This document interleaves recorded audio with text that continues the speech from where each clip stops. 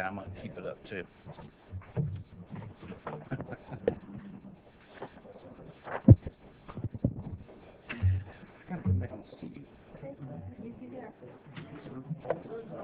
I haven't seen you. Presentation.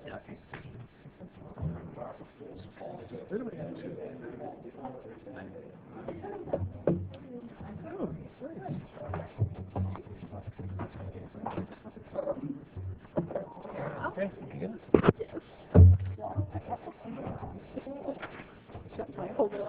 Present for me. He's over there. You get the first meter. Okay. Okay.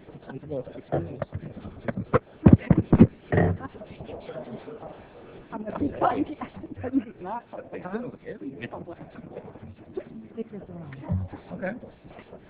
I'll come the names. The speakers are on.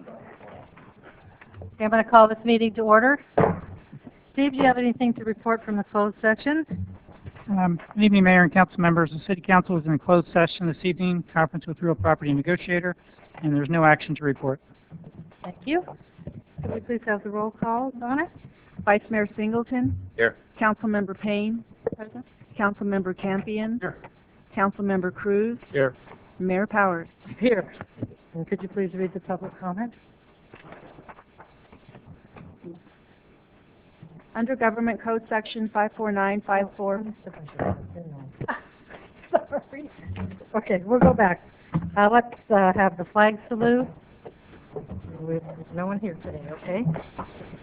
And we'll silent prayer. Which would you like first? A moment of silent prayer, and then we'll have the flag salute, please.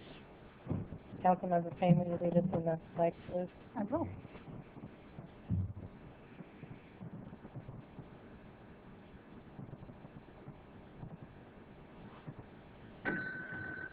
Please join me.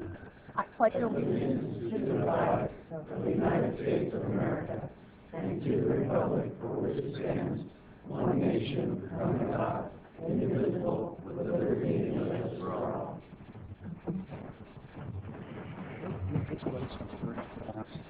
Okay, how about the video statement instead?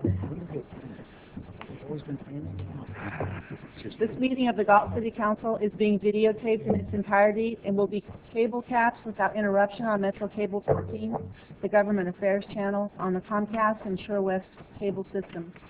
Tonight's meeting can be seen on Channel 14 and will also be webcast at www.sacmetrocable.tv this Friday and Saturday at 9 a.m. Tonight's meeting can also be seen via live video streaming on the city website at www.ci.galt.ca.us. A DVD copy is also available for checkout from any library branch. Members of the audience wishing to address council should fill out a speaker identification form and give it to the clerk. Please speak into the microphone when addressing council and state your name for the record. Thank you, Donna. Council, are there any agenda approval additions and or deletions? E4, could you pull that? E4. It's on the consent. Okay. It's a question. All righty. And I think there was a little, the minutes were... Yes, E1 needs to be pulled for Okay. discussion.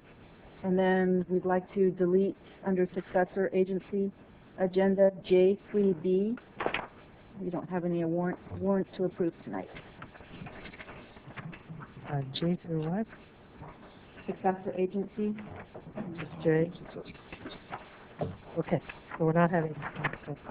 The warrant. All right. Okay. So now we're back to finance presentation. The reserve policy review.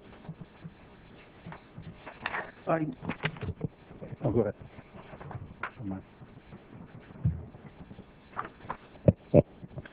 Good evening, Madam Mayor, Council. Mike Sylvia, Deputy Finance Director.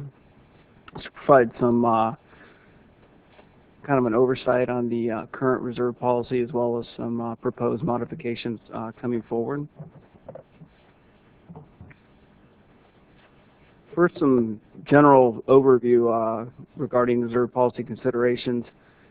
Back in 2000, there was a polling done of California city finance officers, and better than 9 out of 10 of them agreed that all agencies should have reserve policies, or at least some form of a reserve.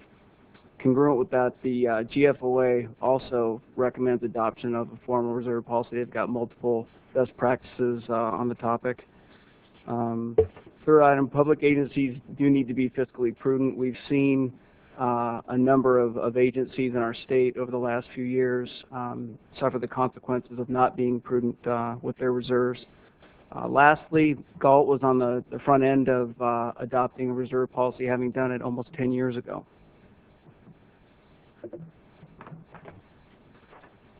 Within the current policy, there are 3 categories, or reserve categories. The first one's uncertainties, and that's related to items of unexpected economic shock.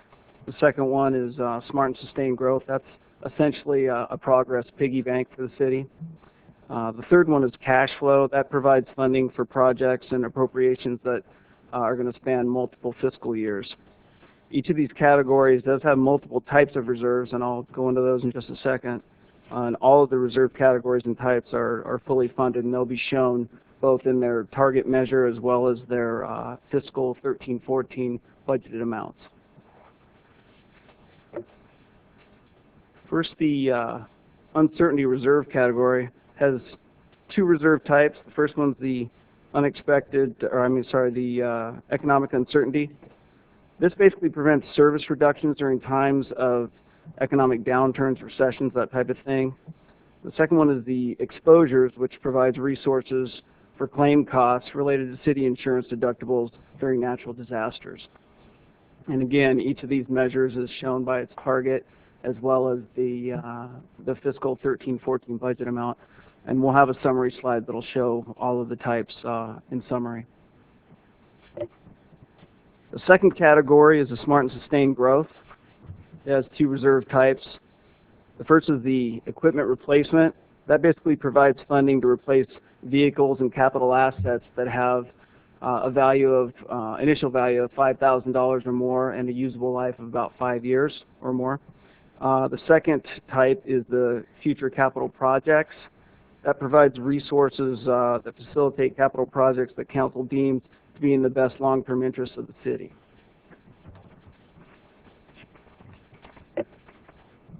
And the third reserve category is the cash flow reserve. First type within that category is compensated absences. That provides funding for when employees separate, retire, or terminate from the city.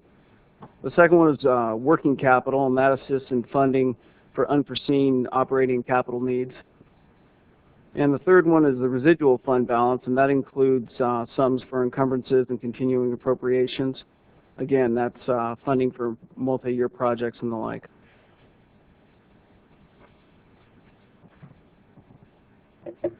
And so this slide really provides kind of an overall summary. Starting from left to right, categories are shown, the types. The target measures are some variable of either general fund revenues or operating expenditures. And we can see down in the bottom right corner of the table, the total reserves are better than $5.5 million, and the city's general fund estimated balance as of June 30th of 2014 is better than $6.4 million. So there are funds above all of the reserve designations, around $870,000.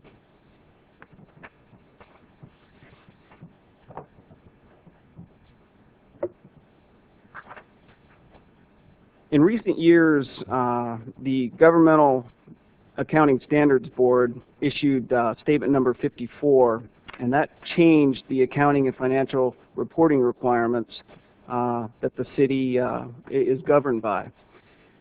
The city's reserve policy, while it still works in theory, is not completely in line with that requirement. It's not opposite the requirement, it just doesn't meet all of the new requirements. And so staff is currently researching these change requirements and working with the city's external auditor to modify the policy. We're working on a draft, and it's in composition form right now. When it's complete, staff will bring that document for council consideration in the early part of 2014. And so in summary, a reserve policy really does provide a plan for responsible fund reserve utilization. Again, we've seen with Stockton and San Bernardino, town of Mammoth Lakes, the number of agencies just in our state, let alone more recently the city of Detroit, when reserve funds aren't set aside, what can happen. It does demonstrate fiscal prudence, and it functions as a component of long-term financial planning specific to the city's current policy. That's highlighted in the smart and sustained growth category. It is consistent with the GFOA's best practices.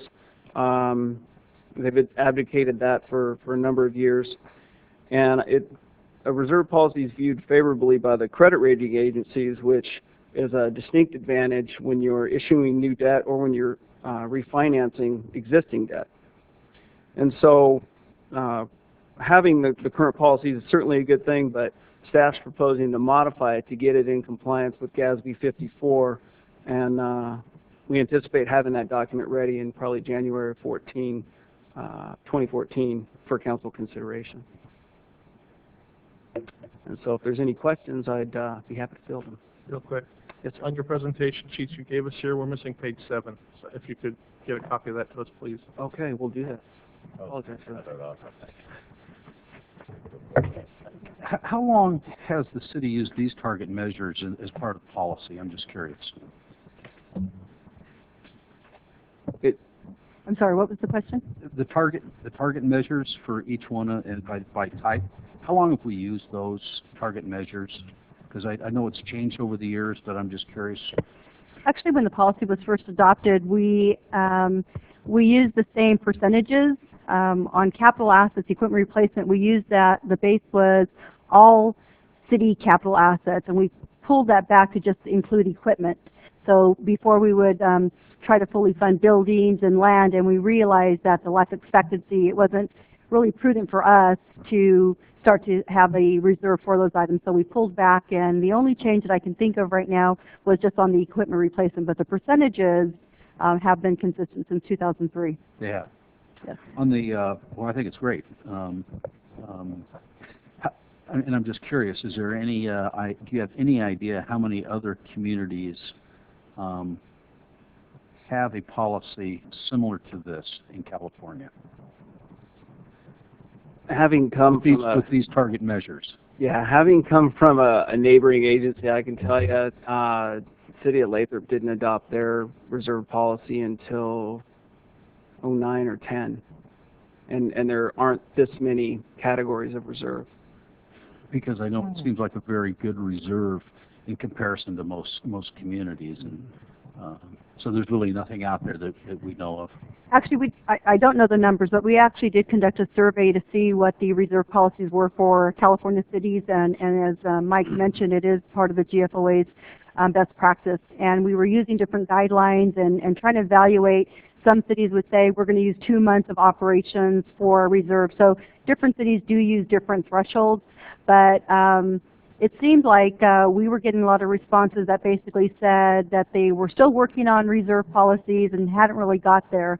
And as Mike mentioned earlier, and I think that's that lack of planning ahead that we see that some of the cities are really encountering those problems. So a number, no, but we did see that some of the survey results were that they are working on a policy but haven't formalized it. Ballpark number, I know a lot of communities have said look at 2-3 months, maybe 6 months of operating costs. Just ballpark, what would our operating cost be based on our reserve policy? I think that actually is one of the calculations in there. Yeah. In terms of budget 13-14 general fund operating expenditures, we're at about 11.4 million, so we're a little over half, or right around half. 6 months. Yeah, around 6 months. Yeah, the GFOA best practice, as I know, said that's a baseline for about 2 months, but typically they'll, in all the best practices, also indicate that the greater variability you have with either your revenues or your expenditures, you should use the one that has greater variability and encumber, or set aside more funding. So. Good. Thanks. Very good. Yeah, very good. Quick question. You said that we're going to be modifying it to conform with GASB 54. I really have a hard time asking this question because I know I'm going to kick myself in the foot here. Is it tighter or lesser? What exactly are we going to do to change it as far as our current policies? You know where I stand on the state, so. It's not a state rule. It's actually a national rule, but it's the new conditions. They really require, probably the best one to exemplify this would be for the uncertainties reserve, that they want a demonstrated precise measurement for when you would use those reserves. For example, if it was for economic shock, it could be 2/4 of negative GDP, which is the technical term for a recession, something like that. It's got to be spelled out in the policy, not just say this money's earmarked for economic shock or uncertainty. So we can actually present what those guidelines, what that trigger would be.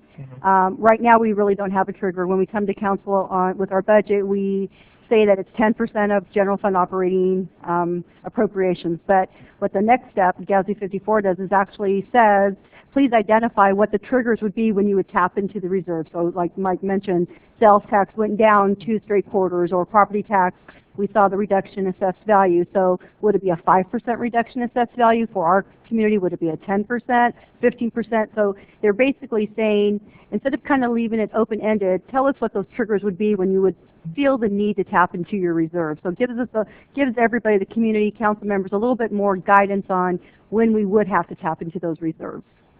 It sounds like it's kind of like a guessing game, though, too. Yeah, you really don't know. We'd have to come back to council and say, well, we probably set it a little bit too low. We saw assessed values, they went down by 12% in one fiscal year. So, well, should we have tapped into the reserves then? We were able to make other cuts, but maybe that would be a trigger. Maybe it would be 5%, 6%. I mean, that's something that Mike is currently evaluating. What has been the trend for different types of benchmarks for different types of revenue sources. So that's what he's actually evaluating right now, and so that's why it does take a little bit of time, is where is our comfort level in presenting to you what that trigger would be. I didn't mean it from your point of view. I meant it from the universe out there. Who knows? Right. Yeah. You know what I mean? That's what I was... And if we needed to, we could come back and say, well, I think we need to change it again. Yeah. It just, GASB 54 is basically saying, tell us what those triggers would be, and you can certainly change them. But they at least want something to identify some type of event that would mean that you would reevaluate possible use of the reserves. And the purpose, because it's not mandatory, correct? The implementation of this process as part of the GASB 54? It's not a requirement, but for our financial statements right now, all the criteria automatically goes into a certain fund balance designation, and it's called unassigned. We can't really label it anything other than that because we haven't developed the policy. So if you don't want to come up with triggers and compliance with GASB 54, you certainly don't have to. But until that happens, all of what we consider a reserve doesn't really meet the criteria, and so it's all in our financial statements, shows up under basically unassigned. I think it provides a good guideline, and that's, I think, what it's intended to do. That's good. Okay, well, any more questions, Council? Sure. Thank you very much. It was a Thank good you. presentation. Mike. Okay, Donna, now do you mind reading the public comments? Under Government Code Section 54954.3, members of the public may address the council on non-agenda items. Speakers may address council on any agenda item during consideration of the item.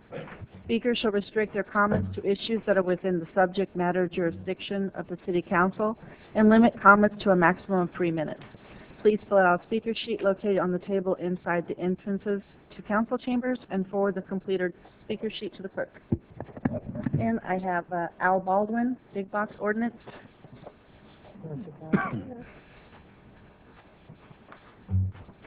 Good evening, Council. Al Baldwin, a concerned citizen of Galt, a community of character, and getting better every day. Tonight, it's been in the news.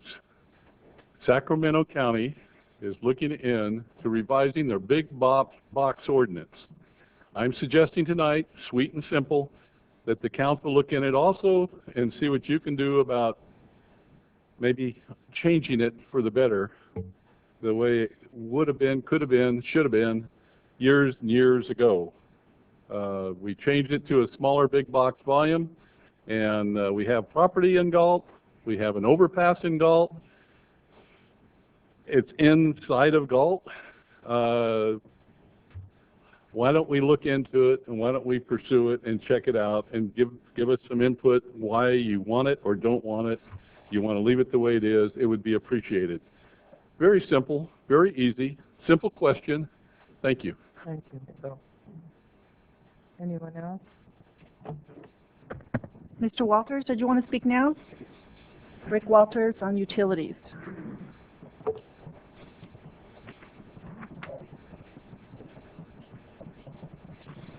Good evening, Council. Rick Walters. The other day I was looking at my utility bills for some strange reason, and I went back to 2010 for the sewer wastewater, and it was $52.90. 3 years later, it's $69.44. So that's an increase of something like 30%. I didn't quite know how to take that, and I don't know where it came from, so the only thing that I can surmise is what this city did, is it took it from the sewer upgrade account. Now, we all know that that sewer upgrade account was for a specific reason, and that was for the upgrading of the sewer plant. No money should have been taken out of that for any other purpose. But what I think the council did, under the direction of staff, is they took that money out for wastewater increases and water increases. Now, water under the same period increased by 25%. That's a lot of money. Now, I don't know by what legal premise you had to do that. I don't know if you noticed Prop 218 on that. And also, in 2004, the city began using the Western Urban Regional CPI to raise rates. So how on earth did you circumvent this to raise the rates by 30% on the wastewater utilities? So what I'm asking is for an independent study on this matter to be appointed by one of the members of the council to look at this and see why the city did what it did. I was a little amiss that the finance director didn't say anything about this when it went through all the books and everything for checking this out. So if you could look into this and find out why you violated your own resolution, I would be greatly appreciative of it. Thank you. Thank you. Okay.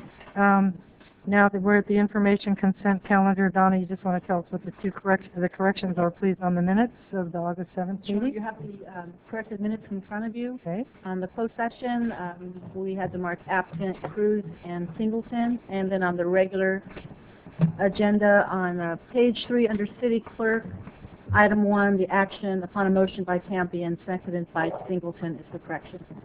Okay. You marked me absent? For closed session. For closed session, okay. Correct. Okay, thanks. Okay, do I have a motion to accept the corrections? We have to take these separately, correct? When they're okay. Do you have a motion to accept the minutes with the corrections? Move to approve. Second? Call for the vote, please, Donna. Vice Mayor Singleton. Aye. Councilmember Payne. Aye. Councilmember Aye. Campion. Councilmember Cruz. Abstain. Mayor Powers. Aye. Councilmember Campion. Number 4? Yes, on number 4, and it's a question. This is the city's. Want to Partic- read what it is? It's the after-school education and safety memorandum of understanding with the Galt Joint Union Elementary School District. Thank you. In here, it indicates in the staff report there's no cost to the city because all staff costs are reimbursed through the school district, through the grant, correct? But then I was looking in the actual contract. And maybe it's just I'm not reading it correctly. On I guess it's section. It's not. It doesn't have a page number, but it's under section 2O. It says the city will provide 33% in-kind funding match to the district for each dollar received in the grant. So I'm trying to figure out what that is, if that is, what cost or what does that represent? If there's no Part of that in-kind contribution is salaries. My salary, Monica Lopez's salary, rec leader. We do not abate that back to the ACES program. So there is a cost. Yes. And then I guess the fiscal impact section is incorrect. Is that what you're saying?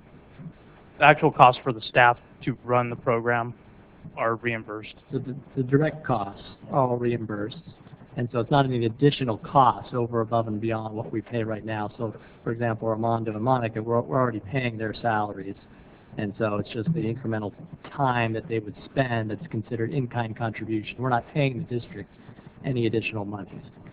Oh, I see. So there's a distinction between the grant staff and city staff. Is that it? Right. So all the staff we have working directly in the program, Right. we have a staff member that goes to the after-school program and runs it. Those costs are reimbursed 100%. So it's kind of the administrative costs of Armando's time tonight presenting this report, or my time, or the city attorney's time. Kind of the the administrative costs are not fully reimbursed, but our costs from our finance department in providing payroll and our human resources department and processing things, those are all directly reimbursed. I think the in-kind contribution is a requirement of the grant, and so that's why that language is in there. But the reality is we're getting reimbursed for all of our direct costs, and our in-kind contribution is really just the regular staff time to the higher level administration of the program. Okay. Okay. Well, it seemed inconsistent with what the grant said and what the staff report said, so I was just trying to figure it out. I think the staff report reflected the fact that there's no reimbursement or the abatement of the administrative staff. Is that we not include that I didn't see in that. there? I do not believe it's in this. Okay. Okay. Okay. Well, now we know what in-kind means. Move to approve it. Okay. Call for the vote. Vice Mayor Singleton. Aye. Councilmember Payne. Aye. Councilmember Campion. Aye. Councilmember Cruz. Aye. Mayor Powers. Aye. Now that leaves two others, and it's the City of Galt warrants and Robinson Speed proclamation. Do I have a motion on those two? Move to accept. Second? Anyone? Second. Call for the vote, please, Donna. Vice Mayor Singleton. Aye. Councilmember Payne. Aye. Councilmember Campion. Aye. Councilmember Cruz. Aye. Mayor Powers. Aye. So now we're at the strategic plan. And this is just our monthly report on how things are developing in our 3-year goals.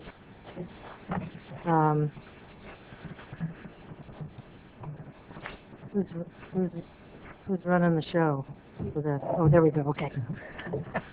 3-year goals. The first is enhance economic development, and that's by October 1st, 2013, the city manager will update the economic development roadmap and have it certified by the Federal Economic Development Administration as a CEDS, C-E-D-S, and it's a comprehensive economic development strategy.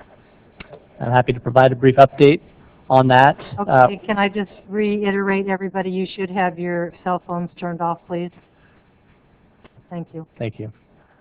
We've been meeting for several months. We have a task force that we've been had several different meetings and working on prioritizing economic development strategies for the city. Within the next week, we should have a draft of that document that we'll be sending out to the task force members, and we'll be making public online. There's a 30-day public review period that's required, and then we'll be bringing it back to the city council, hopefully in September for your review, and then it'll go back to the Economic Development Task Force for final adoption before we submit it to the Federal Economic Development Department for certification, and which will make us eligible for economic development grants for improvement infrastructure for the city that'll enhance our ability to get businesses here in town. I have to commend you guys because I'm really glad it's moving along because it's a very important document. Okay, the next is improve the financial stability and maintenance of reserves. And by September 30th, the Community Development Director, working with the Senior Building Inspector and Public Works Director, will issue the city permits for the Walmart project. Sandy? The building permit has been ready to issue for some time. Walmart wanted to wait until their contractor was on board so the contractor could pull the permit and manage the project. They have run into an unexpected delay trying to mitigate or meet one of their environmental mitigation measures this past week. Staff has been helping them research options, and we think we're very close to resolving their concern or their issue. Walmart intends to start construction as soon as they can resolve that. They're going to get their pre-construction surveys going. So they're talking as early as this month, but probably early September to be conservative. So we will be underway soon. Thank you. Our next one is provide services and facilities that are responsive to community needs. By November 19th, the police chief, the lead, city attorney, council member Singleton, and the special projects administrator will input from the Parks and Recreation Commission will recommend to the city council for direction funding options for the police athletic activities league. It used to be athletic. We've currently been meeting, and some citizens throughout the community have come together, formed a board. We have submitted paperwork for a 501c3, although it was returned because the word "the" was left out on the name as far as the Galt Police Activities League. We think that we're at a point to be able to take it to the Parks and Recreation Committee on their meeting in September, and then we should be bringing it back. I think it's the second meeting in September to the council. Okay, thank you very much. Now we're into improved community involvement and two-way communication. And by August 31st, the city clerk and IT coordinator will launch the City of Galt Facebook page. And Liz has been working on this with Matt, and Liz isn't here today, so Matt will give a brief update to the council. Chief, if we could swap that. The Chief's about to bring up what is now our Facebook page. We've been in works building this for the past few months. Of course, we had to have the social media policy in place before we go, production live with it. So we've been sort of in a soft launch mode. It has been out there viewable, but we've really not publicized it. September 1st is our goal to publicize it. It will go out in the next city newsletter. One challenge we ran into with it was there were other City of Galt Facebook pages out there, and so we actually had to secure all those Facebook pages and get them taken offline. Occasionally you may see some other Facebook page pop up that indicates it's City of Galt, and it won't be official, but what happens is if somebody walks in with their mobile device and checks in at some location and they somehow name it City of Galt, all of a sudden Facebook, that's how they handle it. They just create another association to it. So that'll be an ongoing effort to kind of keep that cleaned out. But on September 1st, we're live with the new Facebook site. Oh, great. 55 likes so far. 55 likes. Wow. Okay, on September 7th, 2013, Councilmember Payne and the Special Projects Administrator, working with the Recreation Department, will hold an I Love My Apartment Park event at Walker Park. You want to talk about it? You want me to? You can let me do it, okay. As a matter of fact, we also introduced this to the Parks and Recs Commission. When did we meet? On the 14th, and they were very enthusiastic about it. One of the goals we have with the I Love My Park event on September the 7th is to look at Walker Park as not only a sports complex for games, but truly a community park, which is what it's called, Walker Community Park.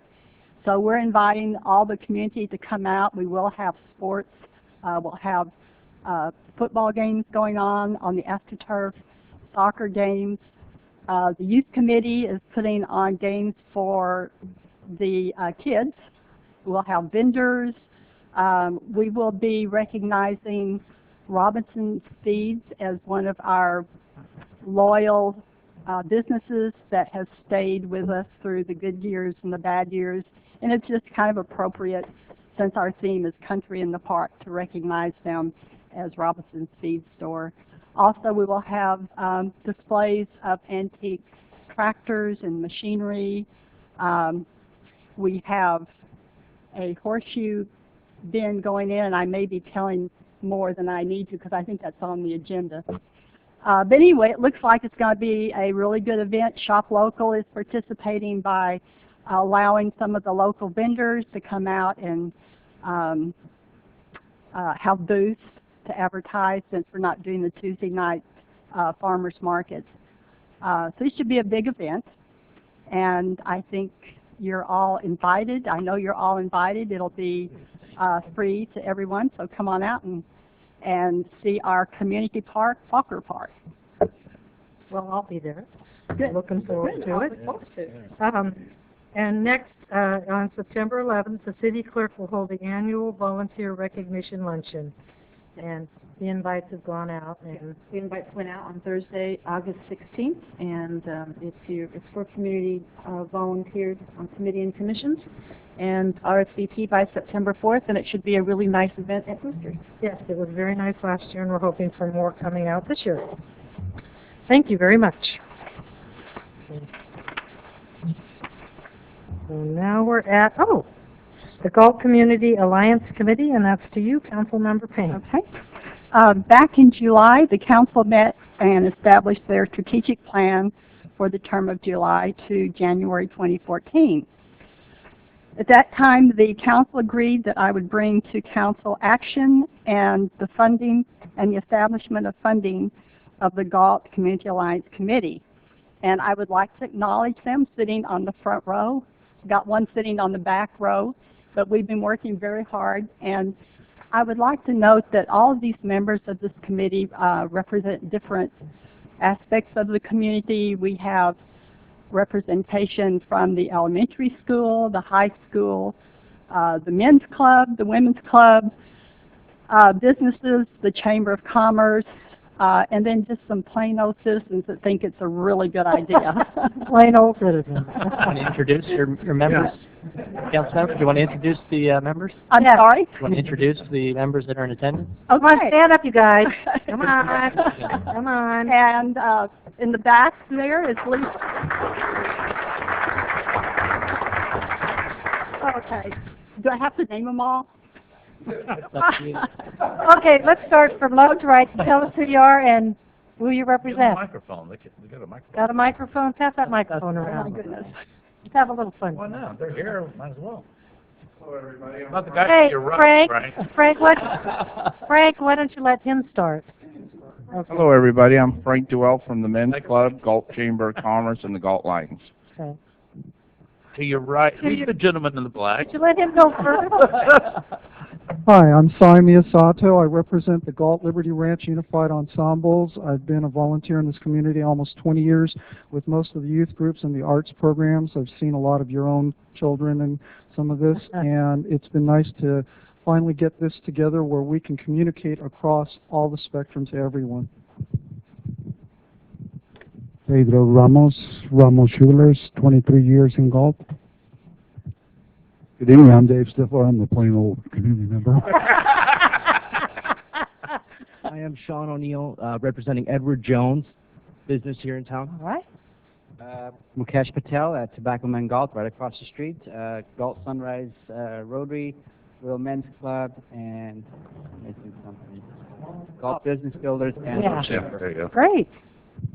Claudia Norton with Realty Roundup Property Management, representing Galt Chamber and Women's Group and the Alliance. Lisa back there.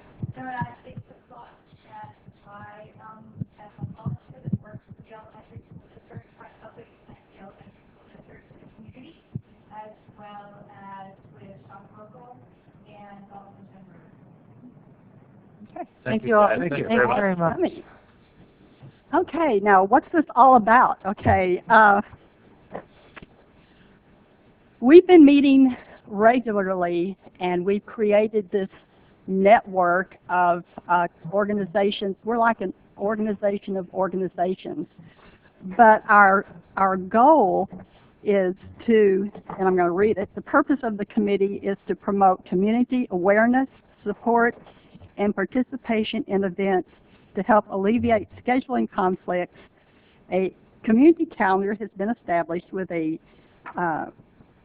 calendar that will extend out over a year. And this is an example. Mukesh, do you want to talk about this and how we can post on it, or how a person can post on it? It's pretty straightforward. You just get the link. I mean, if anybody wants the link, they can get it from Barbara, or they can email me. We have an email address. It's galtcommunityalliance@gmail.com. Just send it to us, and we'll send you the link for this. You just go in there, and it'll be on there. It'll be to suggest an event. And when you go in there to suggest an event, it'll ask you to fill in certain information. Go through and fill in the information. That information is then sent to us, an administrator. I'm an administrator, and so is Rick Keyser. And we look through it, see if it's something that we can post on the calendar. As soon as we say okay, it'll automatically get plugged right into the calendar. And when you look at these events that we have going on, like if you look at today, we got City Council meeting. You click on that, and it'll give you all the details about that meeting, where it is, when it is, who's participating, all the information that that person has filled in. And any other events that you have, same thing. We have right now 3 different categories: schools, organizations, and churches. Organizations is everything except for schools and churches. City Council to us is considered an organization right now. The way we've got this calendar set up, we'll change it, tweak it a little bit so it's a little bit better. But we're also, we've got our website almost complete, and when the website is complete, you can just go to www.galtcommunityalliance.com and click on the calendar, and it'll pop the calendar up there for you. And we're also giving a lot of organizations their own passwords where they can put the information in themselves. Like the chamber will have their own sign-on, so they don't have to bug us about putting information in their form. The city will have their own sign-on. I think they already have one now, so they can put all their information in. Other than that, there isn't much else. I don't know. Anything else anybody else can add? We have a Facebook page out there right now, too. We do have 66 likes. Uh-oh. Little competition, huh? And we're just, it's just like the city of Galt. It's growing. The more people that know about it, the better. All right, the idea, the goal of Barbara is to, every month, to email the community and send them what's going on for the month, each one, and then they can click on something and it'll send it to them. It'll send them a link to the calendar. But those of us that know the calendar can just look at it on a daily basis, have it as a bookmark on our computers, and just see, hey, what's going on today? What's going on this weekend? The biggest problem we have in town is there is a lot of stuff going on here. Most of the people don't know there's a lot of stuff going on here. And then when there is a lot of stuff, we'll have 2 crab feeds in one day. Well, how do we eliminate that? That's what this will help out with, too, because when somebody's planning an activity, they can look at the calendar first and see if anything is going on that day. September 7th, if you look at the calendar on September 7th, I don't think we've got it updated as much, but we've got like 4 activities going on that day. We've got the country in the park, we've got a couple of chamber activities, we've got a few other things going on. Galt Lions has something going on. So it's to kind of, you know, if people see that, they'll plan around that, and they'll try and see what times they can be at these activities. The idea is to get information to all the people in Galt. Great. Yeah. Questions? I would just add to that, I had a call from the Historical Society. They're planning an event, I believe in April of 2014. It's called An Evening with Italy, I think. And so they contacted us and they said, is there any other event planned for that date? This is 2014, it's a year out. We looked, and of course there hasn't been, so they are now posted on that date. The other part of this, we're gathering this information, that's why we have such a diverse group. But then the second part will be, we will be collecting email addresses, and we will be emailing the information out to people and organizations. We tried this before by just using our local newspaper, but then people had to go and look at the calendar, and it sort of wasn't necessarily easy to do, and it just sort of wasn't very effective. But this way, if you're on our subscription list, we'll just send it to you. Real easy, just like any other email, or if you don't want it, you can unsubscribe to it.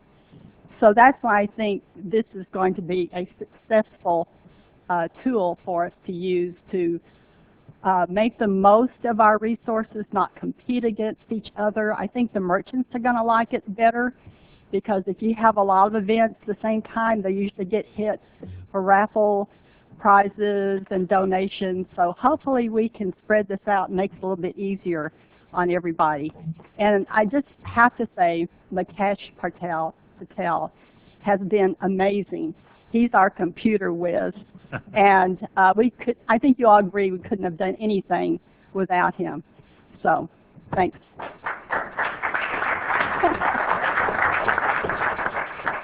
Okay, that's part one. Now, part two of this is 3 minutes in.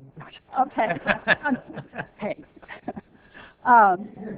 We are trying to include in the Galt Community Alliance some of our city committees that we think are really important, and I have talked to them, some of them, not every member, but like the Beautification Committee, they're down to like 4 people, and basically they're watering our flower pots. But they can do so much more if they have the support of the other committees. So what I'm proposing is the Galt Community Alliance is an umbrella committee that will meet once a month as a group, and we will include the Beautification Committee, the Commission on Aging, representatives from the Youth Committee, and the Galt Community of Character Coalition. And so if the Commission on Aging wants to have an event, they can get the support and the help of all these other groups and vice versa, as well as getting it out publicized. I think these committees are important to our community. I fear that if they aren't able to perform the way they want to, that they might disappear.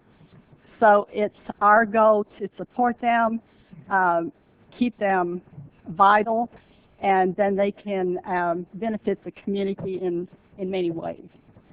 So that's the other part. And so I'm asking the council to establish this Galt Community Alliance for 1 year, see how it works. We have a lot of plans. You always imagine them to be perfect, but we'll come back and revisit it in a year and see if we want to continue it as a city committee, or if we want to form our own 501c, or if we decide it's not as perfect as we imagine it to be. So that's, I'd be happy to answer questions. There's a lot going on, and I can't cover it all, or Mary Lou will beat me up. No, I want to commend you on that. I think it's a great idea. It's something that a lot of people in this town have tried for years to do, and you guys brought it through, and you brought it through to fruition. Took a lot of hard work, and I think it's a great idea, and I'm really happy to see it. Thanks. Yeah, I know that you guys have put a lot of hard work into it, and I was going to say, when you said like going out to April, you know, I think it's great that people can start looking there. Like you said, instead of saying, oh, there's 4 stuff going on where I can go, somebody can say, oh, somebody else is having something that day. We'll have ours another day. And like you said, also for the volunteers to help each other out. Like, you know, for your thingy, everybody can show up and help you out on the 7th. And so I think it's just great. Good. I think you ought to be commended, really. Barbara, on the Okay. calendar, would there be the possibility to link that to other organization, or is that contemplated? Mukesh, you're the... I'm thinking like the chamber. You have community events. I mean, would this then provide a link directly to that? When you put one of those links, it has the top of the organization that's hosting the event. We'll have their website. You click on the website, it'll take you to their website. I'm just saying, but if you went just to a website, would you then be able to access the calendar? It would be up to the different organizations. They can put a link there. Oh, I see. Okay. Okay. The link there. That seems like in the case of the chamber, you know, a lot of people go directly to a chamber website. That would be a great tool to provide information about what's going on in the community. Yeah. The other thing I would share with you is I brought this before the Parks and Recs Commission, and they loved the idea. And they even got out their iPhones or whatever you call them, and they were checking the calendar. And That's cool. yeah, it was a great meeting, and they endorsed it unanimously. Okay, yes. I assume, or at least I hope, would you be giving council updates before, it's not going to wait a year to give us an update. Can we have updates throughout the year possibly? I'd be happy See how to. things are going, it'd be great to hear. Whenever you ask, I will answer. Well, I'm just asking. Because we know where to find you, Barbara. Yes. You know. Right, sitting here on the, Yes. with the rest of us. Okay, Mark? You do know you're part of this, right? What? Part of the group. Yeah. Well, yeah, I know. Yes, right here, A, Radio Powers. Right. Oh, jeez. Well, I've been a little remiss in going, but I know how well you're doing. I know. Anyway, move to adopt. Anyone, There, any more? there is action to be considered tonight, so maybe Donna, want do you to. mind reading the, Adopt a resolution establishing the Galt Community Alliance Committee as an ad hoc committee and appropriating $1,000 to the City Council Community Promotion Fund. do I have a motion? Move to approve. Okay, second? Well, who'd you get as move to approve? Okay, I'll second that. Call for the vote, please. Vice Mayor Singleton. Aye. Councilmember Payne. Aye. Councilmember Campion. Aye. Councilmember Cruz. Aye. Mayor Powers. Aye. And thank you very much, and thank all of you for your hard work and your commitment. I really enjoy the communities getting involved. I love seeing that. Thank you. You have to ask her. I'm sure Dave wants to say something. One thing to clarify. Yeah, the mic. About 21% of the people living in Galt don't have internet. don't have what? Say that again. So we would have Oh, to internet. place to get the information out to them as well. So it's not just all internet-based. We will have mechanisms to make sure all the people living in Galt will be contacted in some way, shape, or form. Outstanding. Good. Great, thank you. Now we're on to Mr. Rudolph with the policy regarding parks and recreation facility program sponsorship. Okay, good evening again, Mayor and council members. This item first came to the City Council for consideration back in July.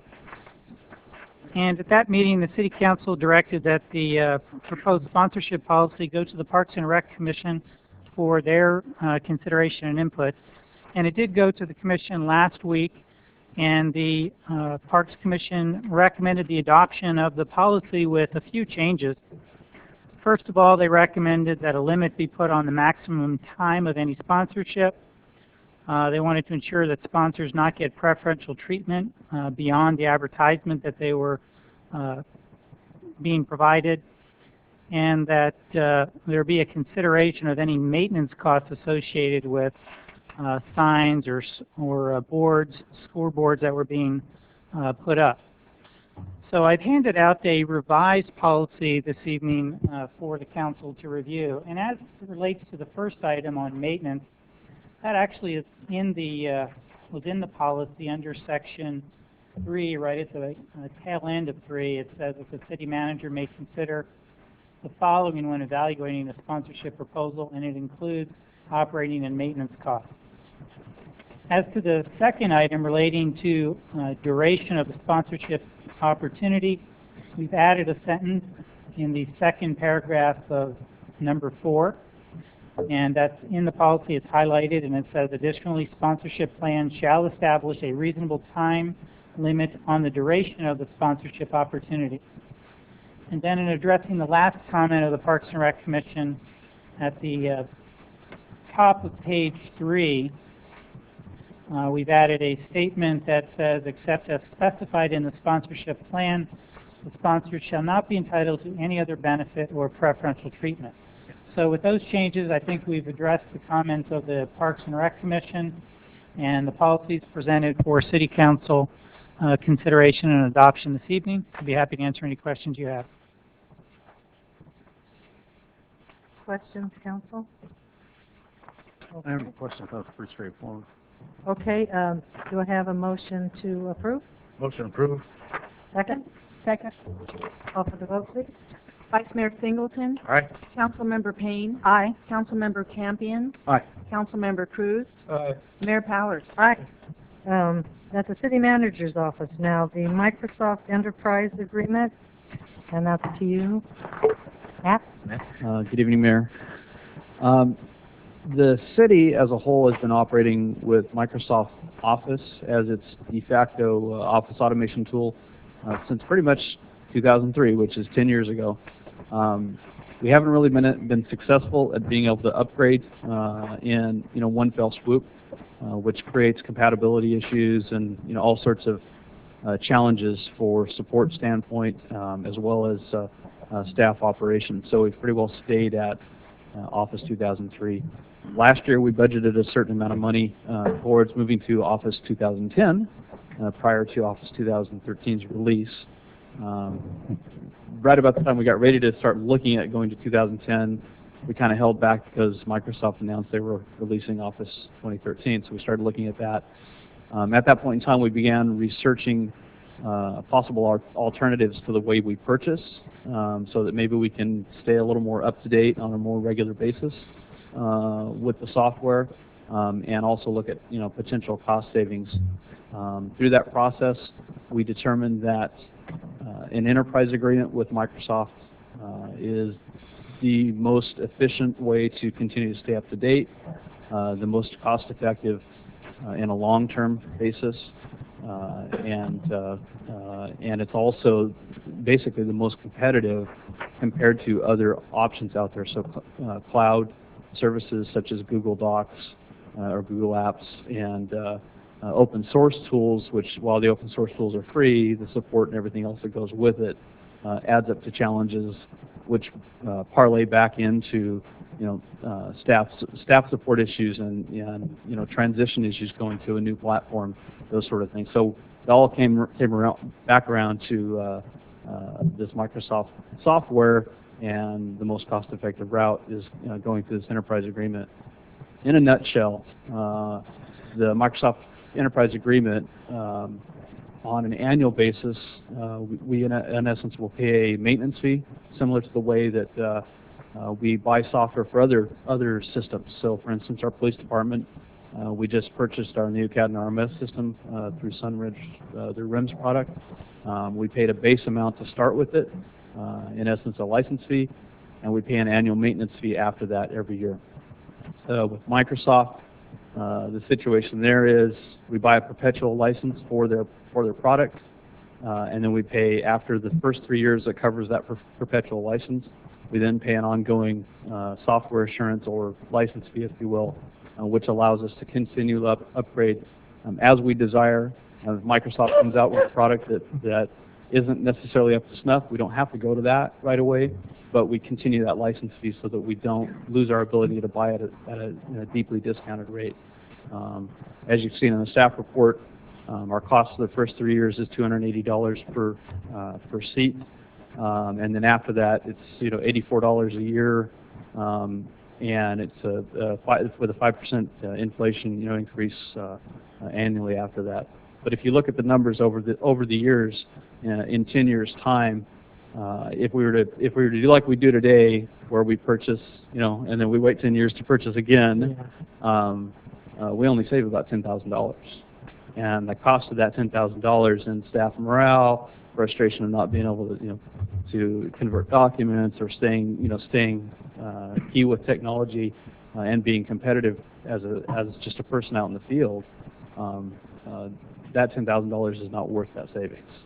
And so the cost to get into the enterprise program or trade enterprise agreement is much more worth it for us, because over that 10 years, to stay current, if we were to buy the way we do today, and you compare it to the enterprise agreement, we actually save about $186,000. So that's kind of the nutshell of this. It's really we're trying to get the city onto a better program.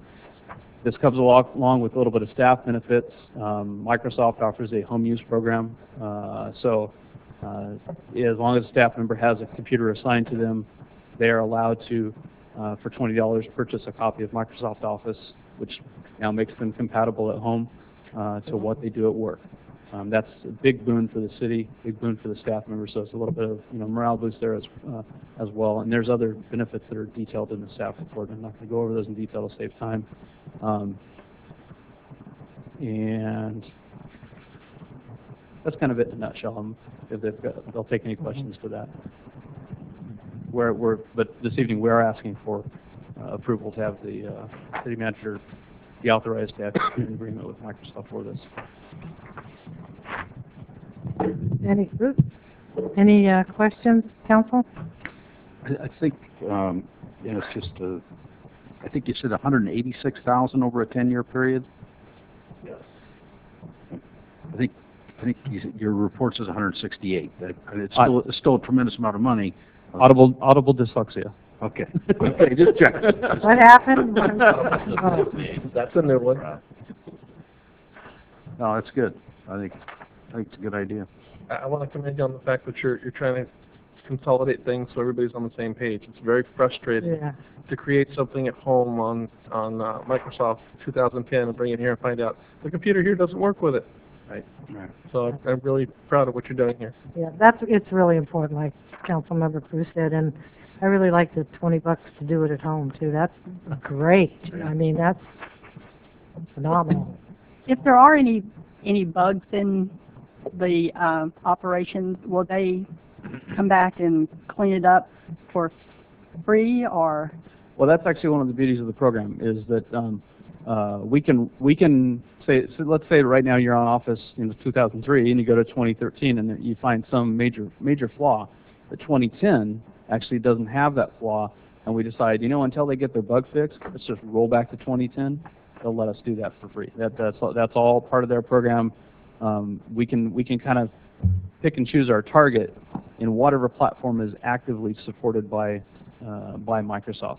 And right now they're supporting version 2007, 2010, 2013. They go about 3 versions back on their support model before they do an end of life on a particular product.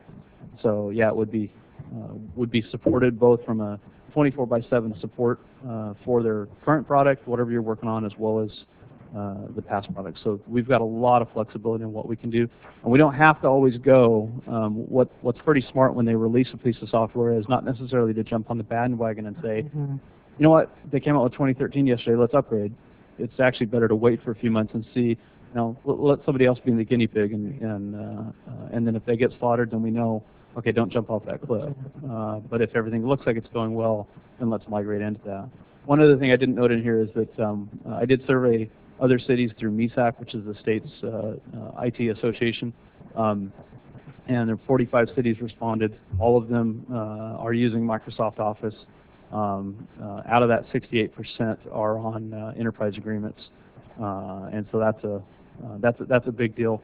And then on top of that, one of the cities that didn't reply, but we did follow it, was Los Angeles. They went to the Google Cloud, and they've went through numerous challenges with that, and they're actually going back out to bid right now, challenging Google versus Microsoft and seeing where they want to go going forward. So that's something to keep in mind in the future. When you hear the terminology of cloud, sometimes it's good, sometimes it's not, and at a big agency like that, they've experienced the not so good. So just heads up with that.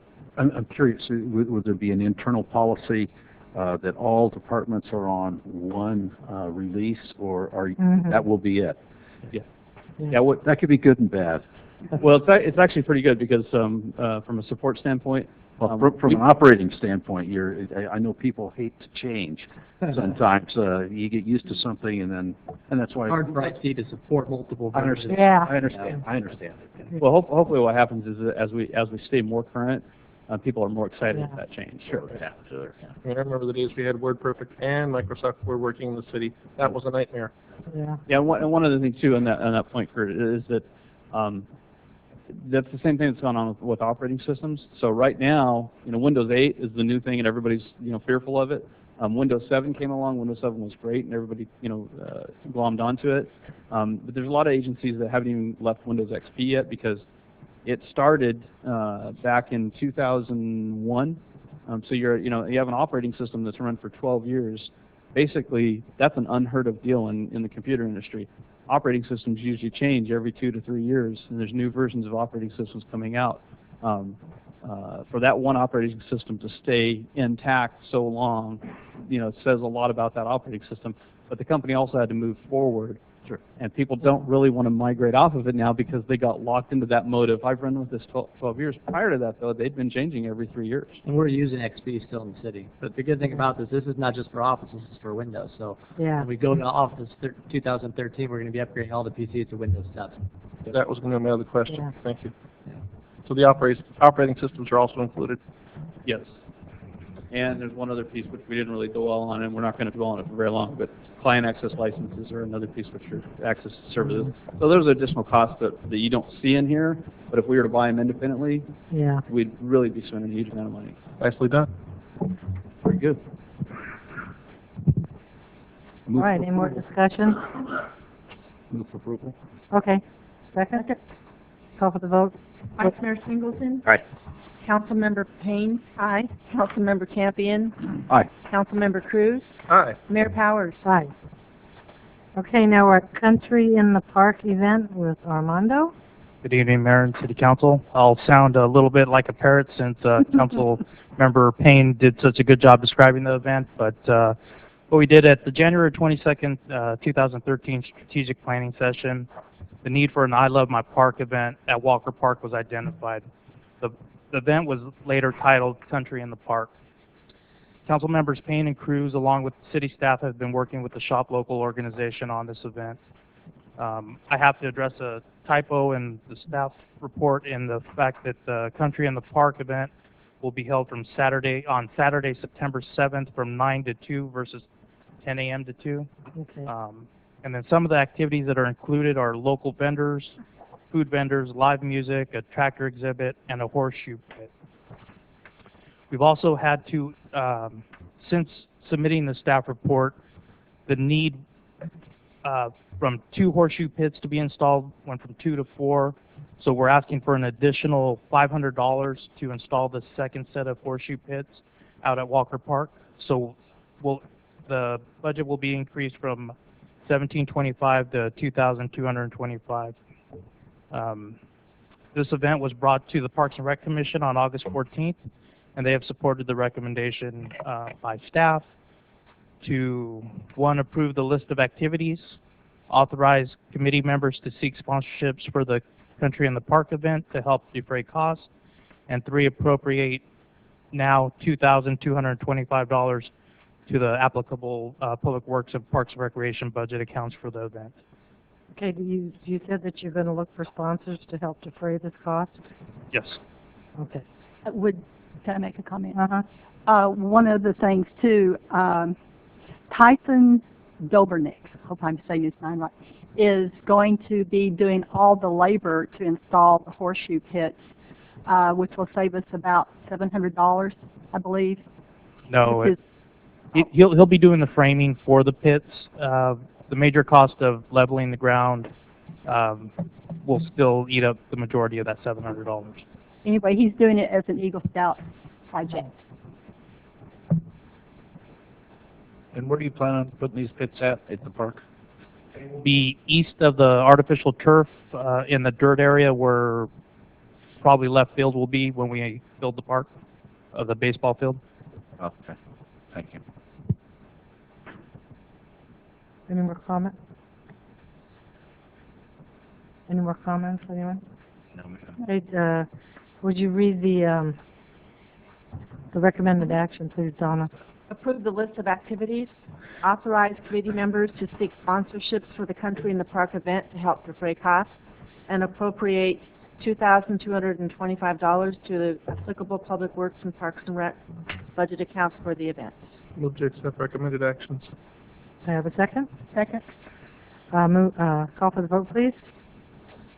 Vice Mayor Singleton. Aye. Councilmember Payne. Aye. Councilmember Campion. Aye. Councilmember Cruz. Aye. Mayor Powers. Aye. Now we're on to the Public Works Department, and the subject is to authorize the execution of Task Order 2 of the Master Task Order Agreement with West Yost Associates for final design and engineering services of the wastewater treatment plant upgrade project. Mayor, Council, we've been here a few times. Oh, yeah. You know, I started putting the staff report together. It kept getting bigger and bigger, and I had to remind myself I'm not a consultant. I am a staff person, so keep it short. So we're going to go. And if I can operate this correctly. Hey.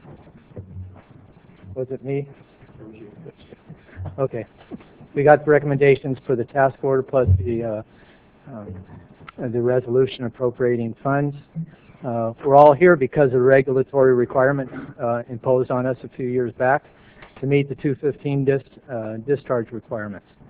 We've had a lot of things done, completed in the project, and right now you can see all the items that we've completed so far. We're in the final design and engineering services item at this point. That's where we go on. We've already done the 10% design. We're ready to move forward. And we have a few other things beyond that that still need to get completed. We've done in the report, I talk about the initial consultant selection, but I just want to have this slide number 5 just be kept in mind as we go on further. We've reviewed this project extensively before we came to you and recommended a consultant come on board because we tried to keep our options open. And one of the options was to continue having the same consultant throughout the process. Another one was if we had to vary from that for whatever number of reasons, and we'd have to do an RFP review. So we a new RFP. So we were comprehensive in looking at this. Richard Prima was one of the ones who, he was the interim public works director there. Coastland civil engineering consultant sitting back there. We've got a few consultants here, so I'm moving fast. So if he's about to give me a speeding ticket, hold the course. West Yost provided multiple services for us over the past year and a half, getting us to this point. Jeff Pells and Dave Anderson with West Yost are here to answer any questions that might come up. I put this schedule together just to show you what was originally estimated when we first started the project and what's happened, except that bottom part is what is the design of the facilities, of the needed facilities. And I have that little asterisk there on conceptual design because during the environmental review took a little bit longer, so we took the chance to do the conceptual design. Council approved that back in February. And so we didn't lose any time here. We kept making sure that everything was taken care of. The quality was up, but we kept moving with the project. Now we're at two alternatives. Do we go with West Yost Associates, who's been with us during this time, or do we begin a new request for proposal process? As I mentioned, well, backing up a second, we have the two areas to go, and of course there's pros and cons for all of them. I presented that in the staff report, and I will touch on a couple of the items here. One of the things that we did do is we brought in another consultant firm, NextGen Utilities, who we wanted to have them review everything that was done to date, plus have them work on and look at the scope of services that we were going to need for this next section. And Dan Rich, back there, it's another consultant. We've got them all over. We got them our bases covered here. And they went ahead and they reviewed this. One of the subcontractors they used on reviewing this was part of the team that originally set in for the RFP from Crollo Engineers back in February of 2012. We didn't select Crollo, we selected West Yost, but it's just a small group of people who can do this type of work that we have. And they all kind of know each other, they kind of understand the type of work each of them do. So NextGen Utility has reviewed West Yost multiple times before, so they knew what to go in and look at. They looked at the master plan, conceptual design, they gave good reviews of them. They looked at the scope of services from West Yost, And about the only negative thing that came out is they said that the schedule is going to be tight. There's going to be a lot of hours that are going to have to be involved that West Yost had discussed. We discussed with them before of how many holidays they're going to have to miss. They have to work through Christmas. You know, I got to say, one of the consultants that we have sitting over here, I won't name him. Anyway, Jeff, right before he went on vacation, he had a 2-week vacation, and a Wednesday before his Monday vacation started, he asked me, he said, well, I asked him to do some stuff, and he goes, you know, Mark, I got to leave at 4 o'clock Monday morning. And I said, I know, you know, here's a few things I need you to do. My last email from him was 2:45 a.m. Monday morning. So I don't know if he got any sleep that night. He worked for the whole weekend. That's how we're moving, but the quality is still there, even though we're moving, and pretty responsive. Back on slide number 5, I said keep that in mind. If we choose a new RFP, basically it's the same stuff we're looking at. Consultants who, prospective consultants are going to ask us a few questions. What's wrong with West Yost?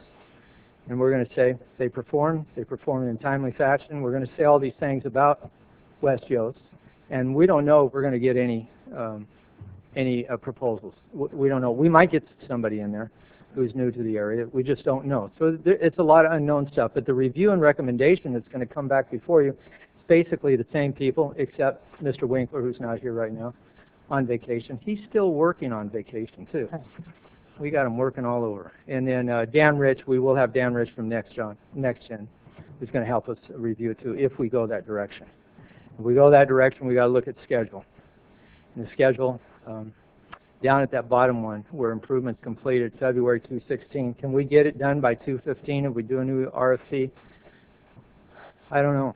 But I know if we can find a contractor who can do the work, we are going to pay a premium for it. And is it going to save us? You know, if the premium is at least 10%, that's $2 million on this project. We're going to pay a premium, but you know, don't know. There might be hungry contractors out there. I'm not recommending that at this time because we have a whole bunch of other milestones to go through, and we have some timelines to hit. And so there's a lot of bumps that we still have to go through. Now, that was part 1. Now ready for part 2. I'm kidding. Yay, good for you. Good job. Short and sweet and to the point. Mr. Walters, do you want to talk on the one and the other? Do you want to do them both together? Okay, so I'm going to open it for public hearing first and have public comment, and then I'll ask council.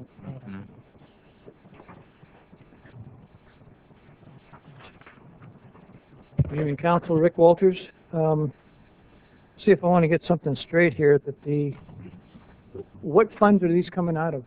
Just all this master task order. There's 11 funds, 11 or 12 funds at $2 million in each, somewhere around there for a total of $27 million. Is that what it is? I can respond to that after. Okay. Okay, and so do we know whether? Well, are they the funds that are in the staff report? Is that it? I'm just curious if it's the upgrade fund or the regular sewer fund or the capital sewer. Capital sewer doesn't have any money, so I'm trying to figure out where the money's coming from. I just asked a simple question. Are they the funds that are identified in the staff report? You got Fund 7, 14, and 5. For the design, it is. That's for the upgrade. Yes. For the design, for the engineering services and final design of this project. Okay, so they're coming out of Fund 7. 14 is a little bit, and Fund 7 is $2 million something, right? My question is, what happened to the $12 million that we had in the sewer upgrade fund? According to your papers that you gave me on 6/20/2011, total revenue was $11,381,370 for upgrade. So that money's here someplace. So I think we've had this discussion We're before, not, haven't we? not appropriating those funds tonight. All we're doing is awarding the design contract. no, I understand. Right, so we're not addressing the next phase, which will be discussed later when we actually go to award the contract for construction. Well, can somebody tell me how much the existing citizens are going to pay as opposed to the citizens that are not here yet? Or is this all upgrade? We don't know that yet. Well, how can you pass something if you don't have that kind of an idea in the back of your head? That's one of the recommendations, is to do a rate study, financial analysis. Mark, do you want to kind of maybe go through those next steps? I think it was up on the slide as one of the next steps that is going to be undertaken. So maybe we can back up to that. We can do that, those milestones.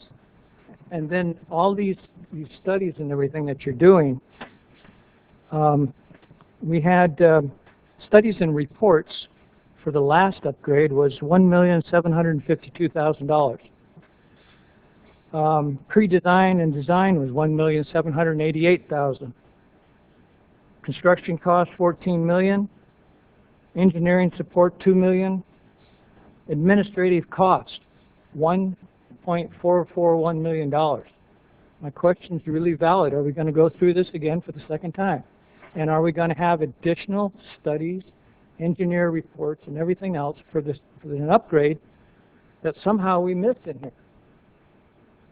The immediate upgrade should have been in this one here and just pushed out a little bit and done it when you were supposed to. I don't understand what you're doing with the second funding mechanism here. So that's my statement. Thank you. Thank you.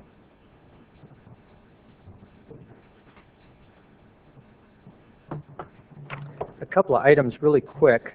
On this slide, it talks about we're going to go into the financial plan. We're going to look at how the costs are going to be associated and where they're going to come from, how the financing is going to happen, SRF. We've got applications in right now to SRF. So we've got a lot of things we're looking at. As far as studies, we're done with the studies. We're into the design right now at this point. I know that the last phase, I think it was called phase 1, where we did the 2010 project. They had to study what had happened in there because of the permits at those times. And in late 2010, we had another permit and issued with a whole series of items that we had to complete by September 2015. And that's the phase that we're in right now. You know, they don't overlap each other. They're different regulatory sections. This is not what's, and the other part is we're not expanding the plant.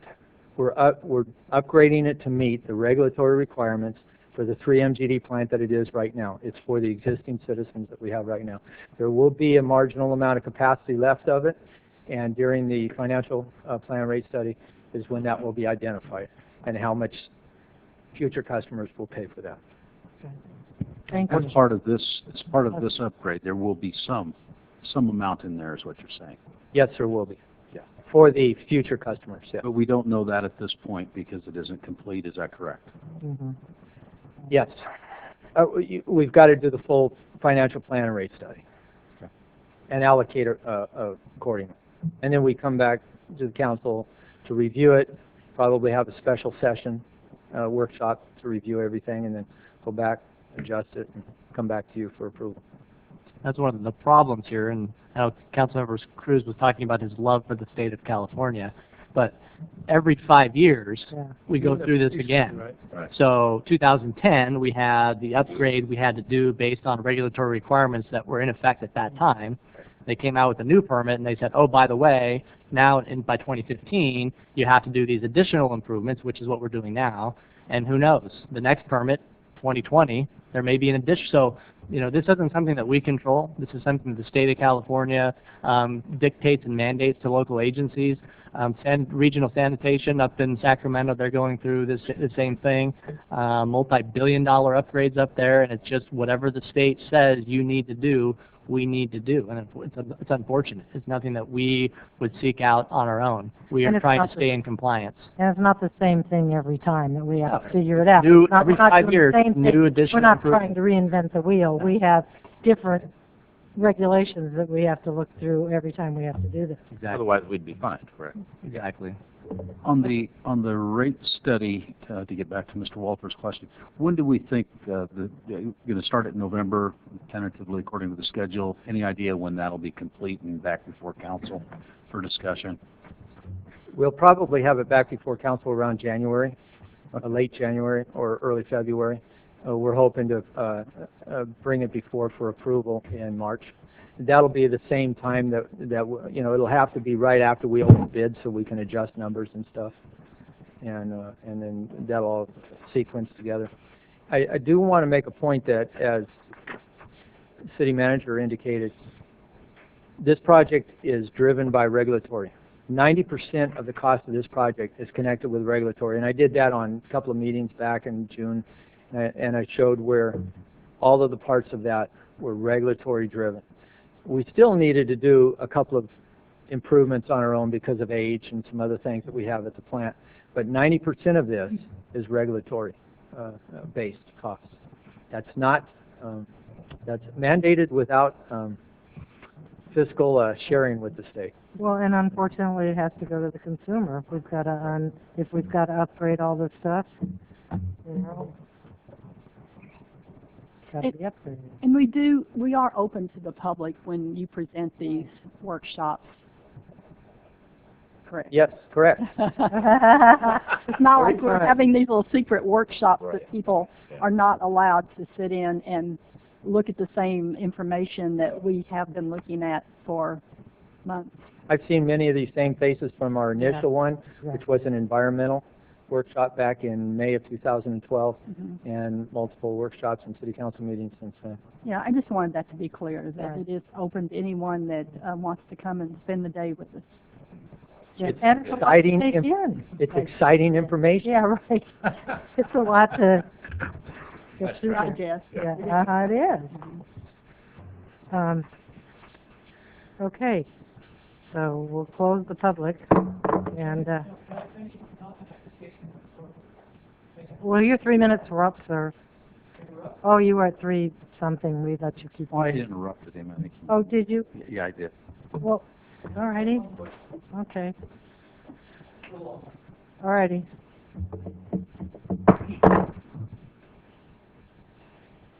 The problem is that why, knowing this, that we were going to do this every 5 years, why did you get rid of the upgrade account?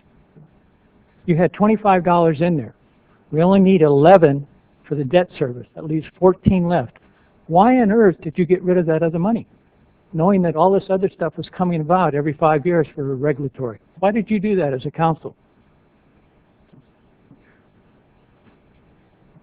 I think the answer is at the time that you never know what the improvements are going to be. And we didn't want to continue to charge the residents more than we needed to. And so at the time the council made that decision, we didn't need all that money. And so the council made the decision to lower that down to what was needed then, knowing that there may be improvements in the future, but we don't know every 5 years. It could have been not until 2020 that we had to make those improvements. And so we're going to continue to collect $25 from the residents when we didn't need to. No, I think it was right to give that money back, to make the rate reduction, and then adjust it as was needed in the future. We didn't get that money back. We reduced the rates. You didn't reduce the rates. I just told you in my comment that you raised the wastewater 30%. We reduced the upgrade fee. Okay.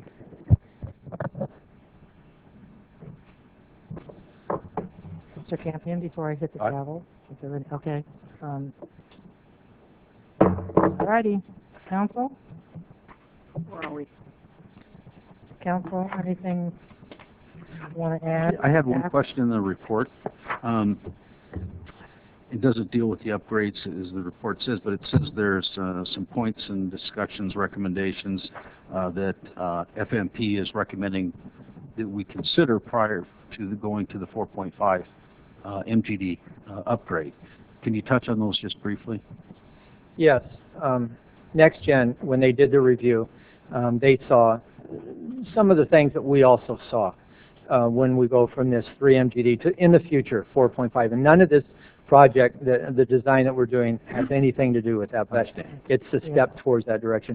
And a couple of things they wanted us to look at is to put in some additional facilities to get our sludge aged a certain way, to recycle, become a more conventional wastewater treatment plant. We're kind of taking a system right now and we're hyper modifying it to make it work at low cost, at reusing some, all the equipment that we have, or the big tanks that we have, and given it a better performance. But they recommended look at a treatment process that's more conventional, that it may have about the same benefits and the same costs as continuing down the road that we are right now. So we're going to look at that, and that's overall in a nutshell. Other than using the oxidation ditches and so forth, or that would include the oxidation ditches? It will always include the ditches. We have them there. We will use them as our system. It's just what's the next process we're going to add. That's all. Okay. Anyone else? I'm looking at staying off my soapbox. Okay. Can I have a motion? Would you please read some recommended action, please, Donna? Authorize the city manager to execute task order number 2 of the master task order agreement with West Yost Associates for final design and engineering services of the wastewater treatment plant upgrade project in an amount not to exceed $2,687,110 and a project contingency not to exceed $268,710 without authorization, and appropriate a total of $738,955, inclusive of a total of $67,178 contingency to be allocated from the Wastewater Impact Fund 14 and the Water Fund 5 to cover costs and contingencies associated with task order number 2. Do I hear a motion? Motion approved. Do I hear a second? Second. Call for the vote, please, Donna. Vice Mayor Singleton? Aye. Councilmember Payne? Aye. Councilmember Campion? Aye. Councilmember Cruz? Aye. Mayor Powers? Aye. Okay, now we're on to the water meter retrofit project, contract award, proposed charge schedule, and related issues. And this is just bringing back something that we've reiterated. That's correct, Madam Mayor. Okay. And save the best stuff for last. Pardon? We save the best stuff for last. Okay. Make it short and sweet, please. Absolutely. Because I'm here to tell you. It was a year ago in one meeting that I was here at my last meeting as the interim director, and we got started on this water meter project that had been not moving forward very well, and I'm very pleased to be able to bring to you what's hopefully the last of the decision-making meetings, at least as far as the meters go. So, as you mentioned, we have been to you several times in the past. We have a number of recommended actions, but I'm really going to focus on the 3 that are highlighted in the bold text there. Everything else is stuff that you've given us direction on, and there really isn't much more to say about it. Okay. The project cost is, as you can see, $4.8 million. The actual contract for the installing all the meters with Global Water Resources is actually a few $100s less than we told you at the previous meeting. There's costs associated with the financing, and we are recommending a fairly small contingency. Compared to regular projects, usually we have a 10% contingency. We're suggesting we can get by with about 3% or $140,000. The funding is from the Meter Reserve Fund, and the rest is the finance portion of $3.1 million. Regarding the financing, we have an offer from Global to do the financing. We asked for that as part of the RFP process. They have a fairly attractive rate at 3.44% for 15 years. However, our intrepid finance director is looking very hard at trying to find an alternative that could be a little bit less expensive. We should know later in the week on how that'll come together, but we're asking for authorization for the city manager with the concurrence of the city attorney and finance director to do the financing portion for $3.1 million as part of the project.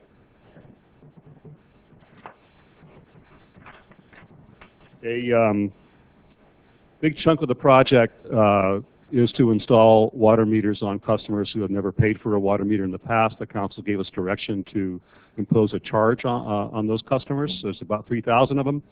Before we can identify exactly which customers it is, part of the work that Global would do is to audit all the parcels in town and make sure they're accounted for in the utility billing system and which category they fall in. So we didn't want to start that process until we have that audit done. And so we're not asking you to approve a fee schedule at this point. We wanted to show you what we're recommending at this point, so it's publicly known and you have a chance to think about it. And if you want to change it in the future, you can do that. But we wanted to again present what we have in the way of a fee schedule. It will raise about $900,000. It's tied to the meter size. We would based on the council direction, we were offering both a one-time payment or a pay over time option, which I'll have a slide for in a second. And there's some details to work out. We do think that about 40% of the people or more would actually opt to make the one-time charge. When you look at the charges, you can see that for a standard 3/4 inch meter, the one-time charge of $300 would be $10 a month for 36 months. You do the math, that's $360. So there is an interest component of that additional cost, and then the billing cost associated with that has been cranked in also. So it does save you a little bit of money if you pay it off all at once. But also point out, as you can see, the larger meters are substantially more expensive. These are mostly on large residential complexes, apartments, and there's one mobile home park also. But based on our own review of the few apartment complexes we have metered right now, and the experience in Lodi where they did all of theirs, in every case it appears that those owners would wind up paying less for their water under a metered rate than they would under the flat rates. So they'll recoup that cost in no time. We also talked about having an incentive for duplex owners to install a second water line to their second unit so that we can put in 2 meters. The offer is that we would put in a larger box to take 2 meters and install a second meter at the city's cost. It's based on the cost that we have on the contract. That's about $500 worth of extra work that the property owner would not have to do if they elected to do it later. In fact, if they elected to do it later, it would cost even more because you got to take the old box out and replace everything, whereas in this case it's all going in initially. So it really is a cost savings to everyone to get it done at the same time. So we are hoping that all the duplex owners would take advantage of this, but we've in the project cost estimate we've assumed half of them would participate, and our cost would be about $60,000 on that. The staff report includes a letter that we would send to those duplex owners that basically explain the program. So we're asking for your approval on that. And then the next steps would be to get the work started. In 2013, Global will be out doing the data collection, the field audit, meter size analysis, customer notification. We work on the 218 process, rate analysis. We really do not see a huge impact on total revenue from doing this, but the rate analysis is really needed to figure out how we divvy up our water charges. Right now, we have a fixed charge, as most meter systems do, for having the meter sit there, and then the rest of the water is paid for on a commodity rate. The revenue we get from that fixed charge is very, very low, which puts us at risk for our total revenue if people's consumption fluctuates. If they conserve during a drought, which they do, just because it's the right thing to do, even if you do it all the time, but when there's a drought, people do it even more, we could see a serious drop in revenue. So the best management practices for a water utility are to have a little higher fixed charge and have a commodity rate that has tiers to it. So we want to look at that as part of a rate analysis. And then in the winter and spring of 2014, get the meters on the network installed and finish the 218 process and get this thing wrapped up in August of 2014 or so, and then start the billing in the fall of 2014. Council gave us some direction also to have a comparison bill sent out one time after maybe the summer months so that people could see what their bill would have been. And we're to get going on this. I also have with us tonight Mike Bortoletto from Global Water Resources and John Blasik. I know I didn't mess his name up. John Blasik, who will be the on-site construction manager. And I would like to talk just for a second about the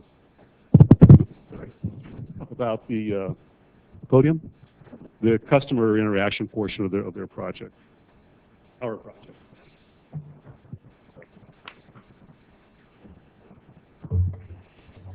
Madam Mayor, Council, I'm Mike Bortoletto. John Flekovich. He didn't mess it up too bad, so. 2 hard last names that we threw at him right there. So basically, as you can see, what we'll do for the customer interaction piece, first and foremost, is get the city's blessing and approval on all processes before anything goes. out to residents. But it's a three-pronged approach.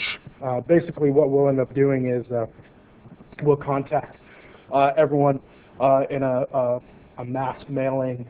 We'll use your social media networks that you're getting ready to put in place, and those types of ways to get our messaging out. We'll then be able to pinpoint the actual customers that are going to be affected by it, and go through route by route, book by book, whatever the different terminology may be. And so each individual person will be then notified. And then we'll be able to give all the information on the city website, as well as packets for you all for frequently asked questions for the folks that stop you in the grocery store and everywhere else that always happens. But you all will be provided with significant amounts of information to be able to answer all the questions that come up for the variety of questions that you'll be faced with. We'll then come back, and once that package is accepted, we'll get it out there. Obviously, it says approved by the city first and foremost, and then my man here will do his job in the field, and all the interactions in the field, I'll let John kind of talk about how they handle those. Well, we normally will be putting out door hangers after the mass mailings and everything. We'll designate a certain neighborhood depending on what cycler route and depending on how things are billed. We usually follow the Public Works Department's recommendations of which area to start and what route and cycle to follow. In those areas, we'll be hanging door tags usually 2 weeks prior to letting them know when we'll be shutting off their water, an estimated time frame that the water will be turned off. But 48 hours prior to actually doing it, we'll set another door tag out there as another friendly reminder, and then we'll be attacking those certain neighborhoods. And normally, you know, we have basically 3 sets of meter boxes out there, or 3 sets or phases of work.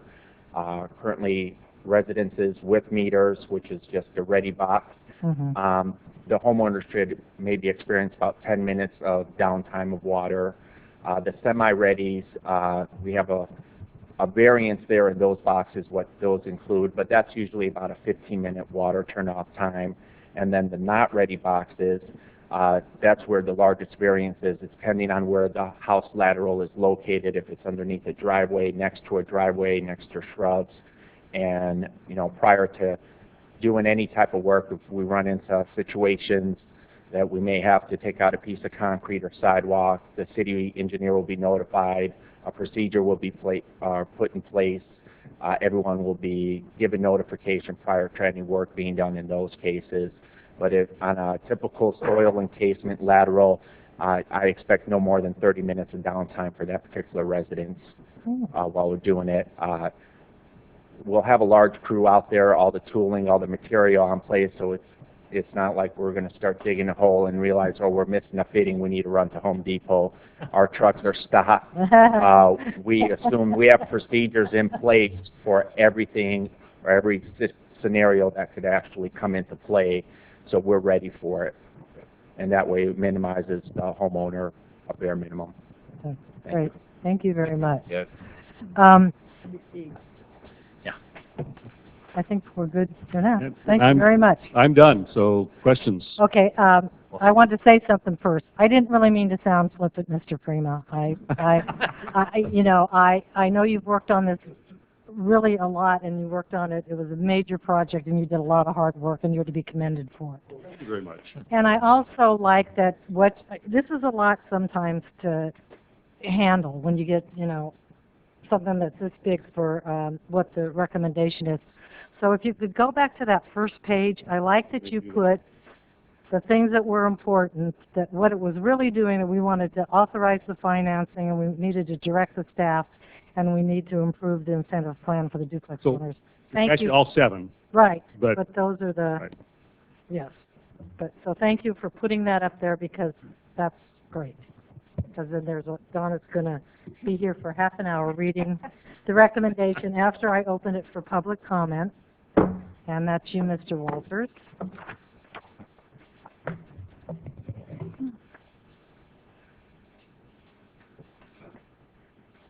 Thank you, Council. just to let Mr. Prima know that I got the resolutions out of there that stated 92-146 that the homeowner paid for meter costs, reading equipment, and installation costs. Resolution number 90-65 was, that one was homes after 1992. The 90-65 were homes that were built after 1990. They paid $150 for meter costs and equipment costs for $50. Okay, so it had nothing to do with the original intent of telling us that it had to do with the cost of the house and everything else. This is the money that was actually taken out. So there's about a month ago, there was a flyer or something that I read that you made a statement in there that had something to do with the actual cost of the house compared to something else. Well, that had nothing to do with these resolutions that were passed by council in 1990 and 1992. So I wanted to get that clear. Now, the second one is phase one. Is that going to be done first? Where's the individuals? Are you going to do phase one? That's a meter-ready people. Or have you gotten your instructions from? We have not signed a contract yet, so we don't have an exact schedule at this point. Oh, okay, all right.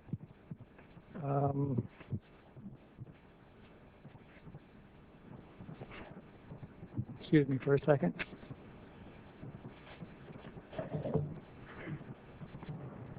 The cost of $1,728,000 about.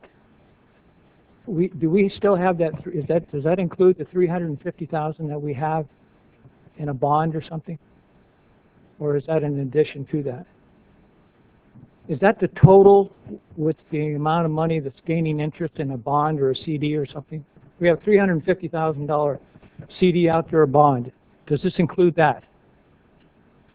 And I'm not familiar with the $350,000 bond. That's all the money we have on deposit from the people that have paid into that water meter fund. You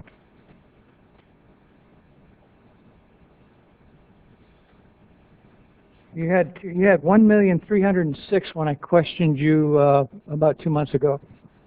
That was the amount that was put in the budget for the meter project. Right. But the reserve for meters is the 1.7. Okay, so that's everything. There's no other money out there anywhere.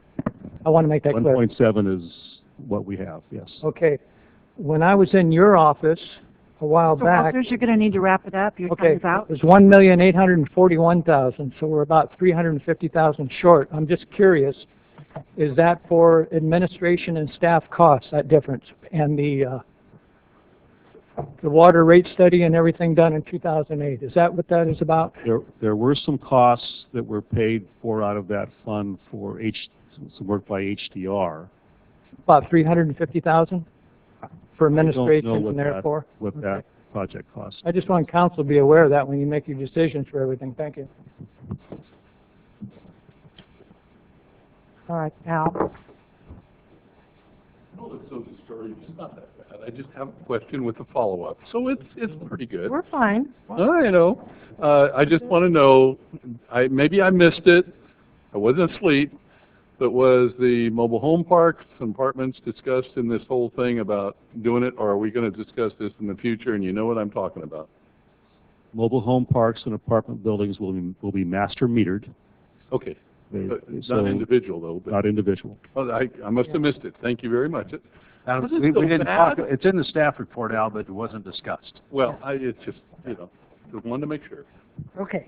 In the future, though, it looks as though we'd like to try to develop standards that encourage individual unit metering, which is not commonly done, and there probably are good reasons for that. Well, the city doesn't have jurisdiction within the mobile home park, therefore that's right. That's your biggest obstacle. That's one of the issues.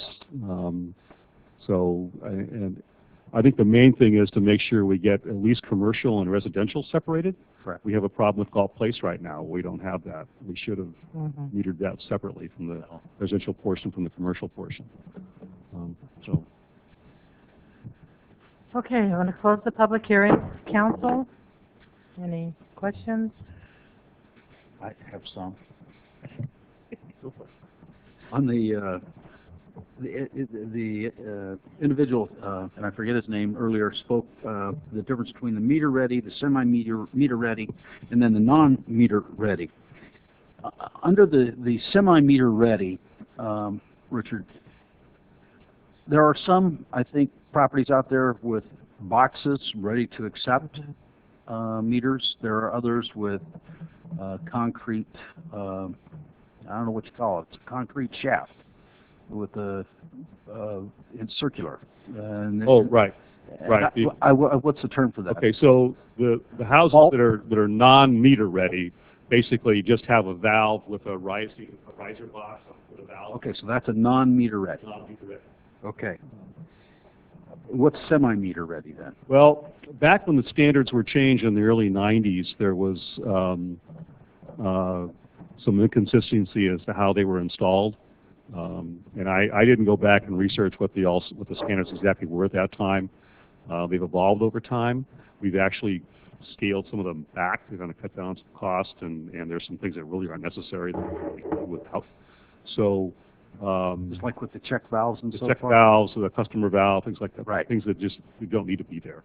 And so one of the big differences, to make it semi-ready, it really has to have what's called an angle stop that has a meter nut on it, which you can just unscrew on two sides. And then drop the meter in. Okay. That's meter ready. So if it's anything else that has the box with some of those fittings, it's in that semi category. Okay. Then on the non-meter ready, and I guess there are some.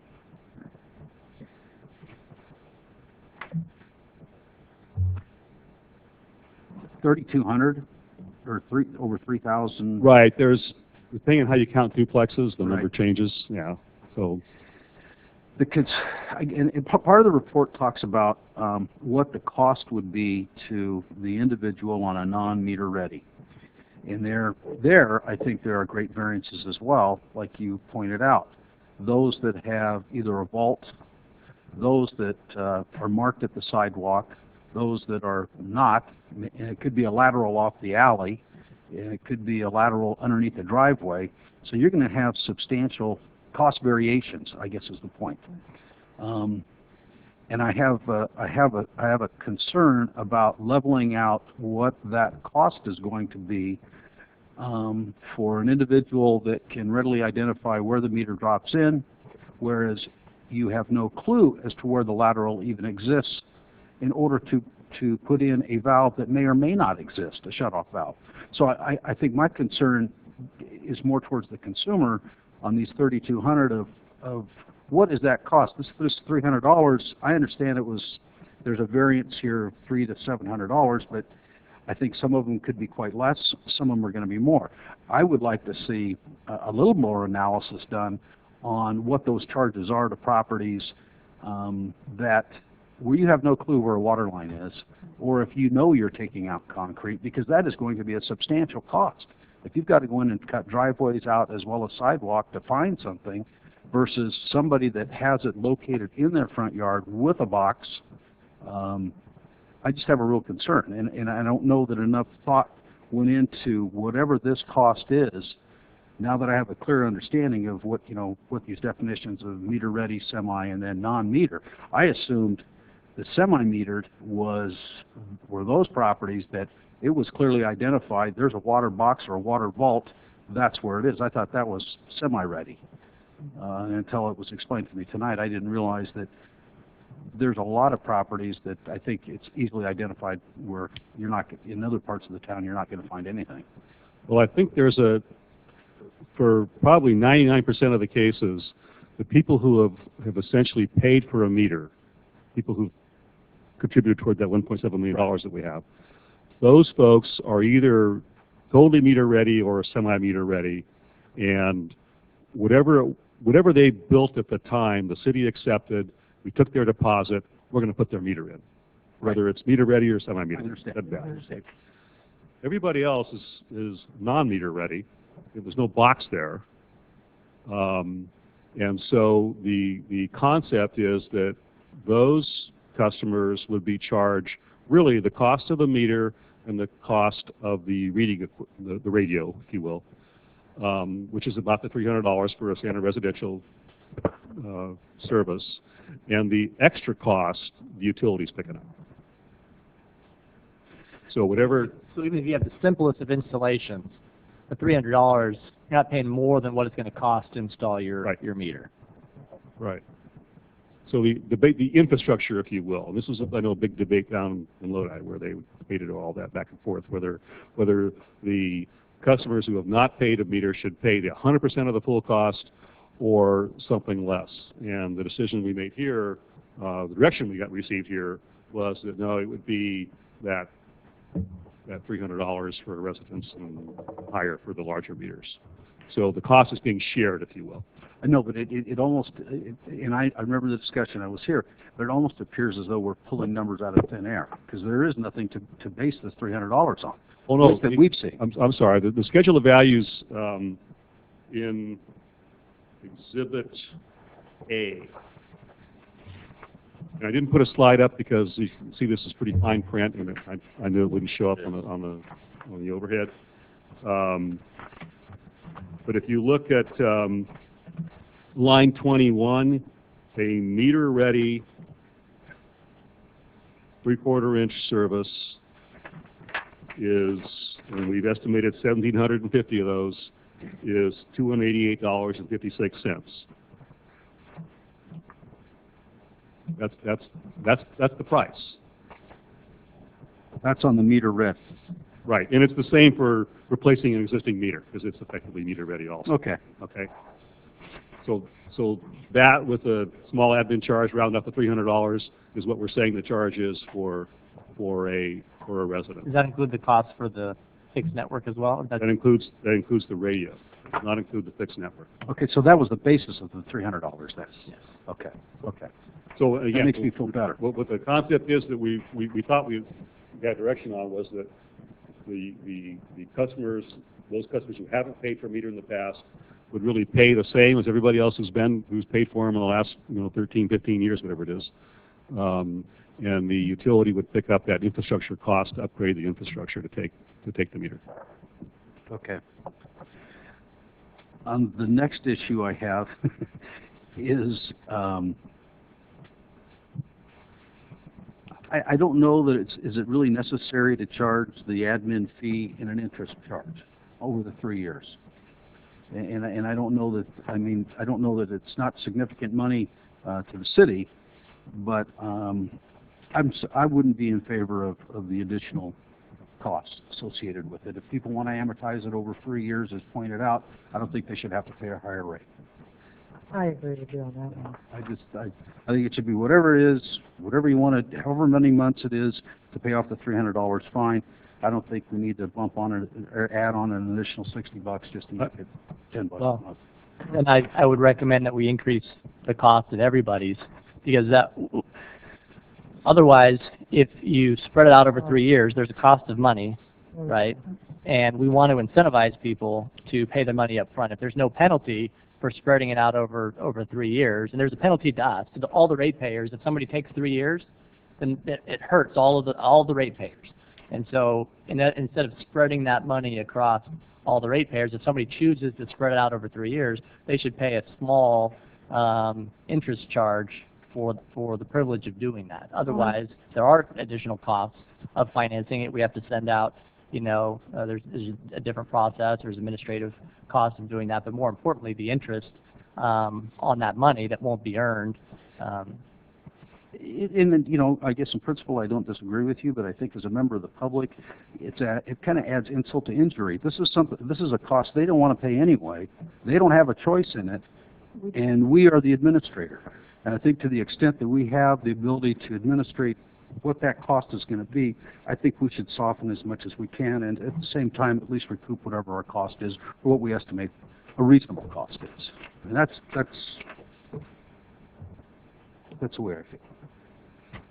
If I may, we're not approving this charge schedule tonight either, so this does have to come back before the notice goes out. I just, you know, I want to get my point out there. I think that we need to at least think about that. Okay, are you? The other thing, and do we have any idea what it would cost for the county recorder fees? I was just going to say that one of the things that we looked at as well was for those owners that did not pay, there is a filing fee for that as well. And so that's when we looked at it. When we just did the annual levy, we were checking that in, and so we took that into account as well as part of the administrative costs. So we can certainly come back, but that was a fee that we had not originally included. Do you know how much that was for the filing? I thought it was like $20-something, but And that's not the issue tonight, right? no. So I just wanted to bring that up because I was just going to say that that was a component of that, and once Was that a component of the? If I may, the calculation of over time had a fixed charge. I think we used $33 to set up the billing, and then I forget what 4% interest, something like that. Right. So it, you know, worked out. That's why it's not linear on the difference. But the whole process of do we record a notice or not was one of those details I think we need to come back to you on anyway. So. Yeah, I would question whether do we really need to do that. I mean, I don't know. I don't think it's required. It depends on how forceful you want to be on getting paid. Yeah. I know in Lodi they actually recorded it. They had requirements that if the property sold had to be paid off, and there was a lot of stuff involved.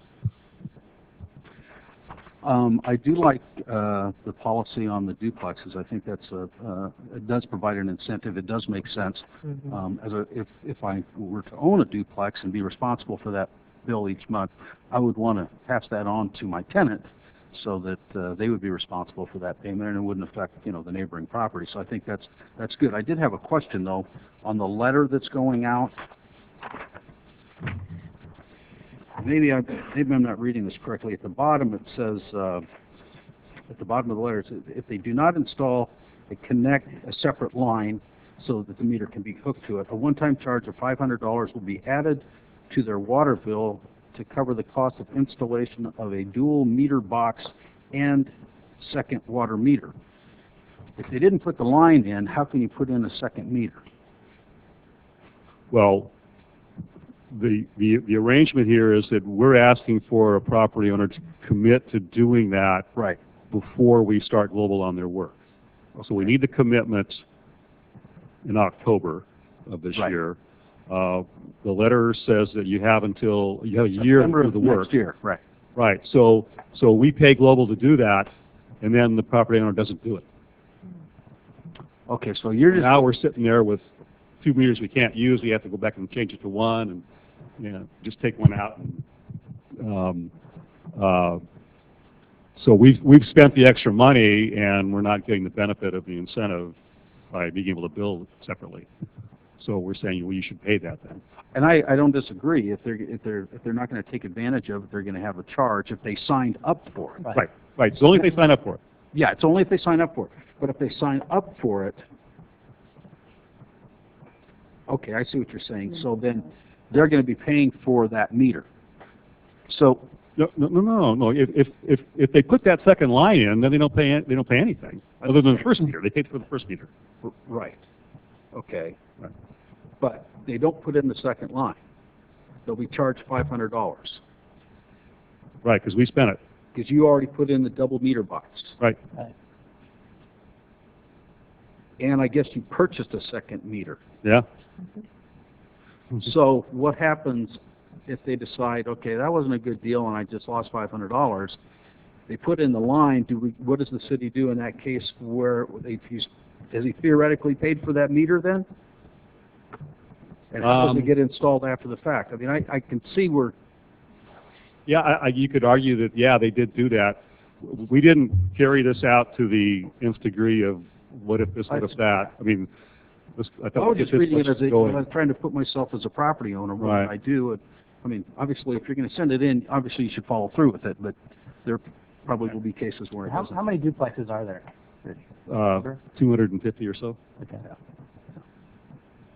Okay, just Yeah, and you're right. In effect, they will have paid for it. So if they come back the following year and say, hey, now I put it in, Right. Well, thank you. Well, we can hook it up, but I mean, you could give them their money back, I guess. I don't know. No, I don't know. I think that there's a program and there's a specified period of time, and if they want to take advantage of it, fine. And the consequences are there if they don't know. But the question becomes, have they prepaid that second meter? And okay, I'll put in my line now. And and I should point out, our plan is to put in on a duplex, put in a bigger box anyway. Right. Just doing the box is fairly inexpensive. It's all the plumbing and the extra meter. So if somebody doesn't do it now and comes back 5 years from now and says, I would like to do that whole thing, well, you can decide whether you want to have a charge for that, how you want to charge for that. Right.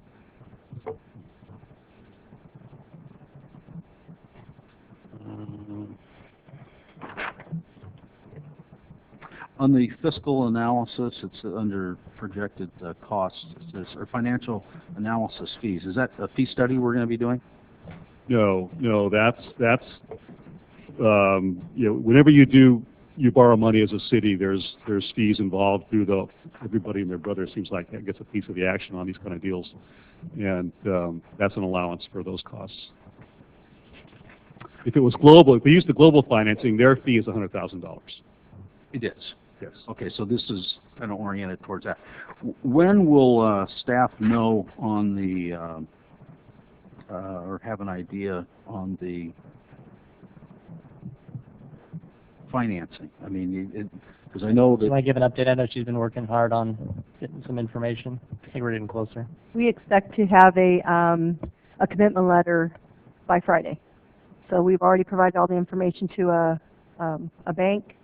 We expect that it will be a private placement. This is what our goal is, coming back with, we're hoping to be able to beat the rate that was quoted by Global, but the rates have been moving upward.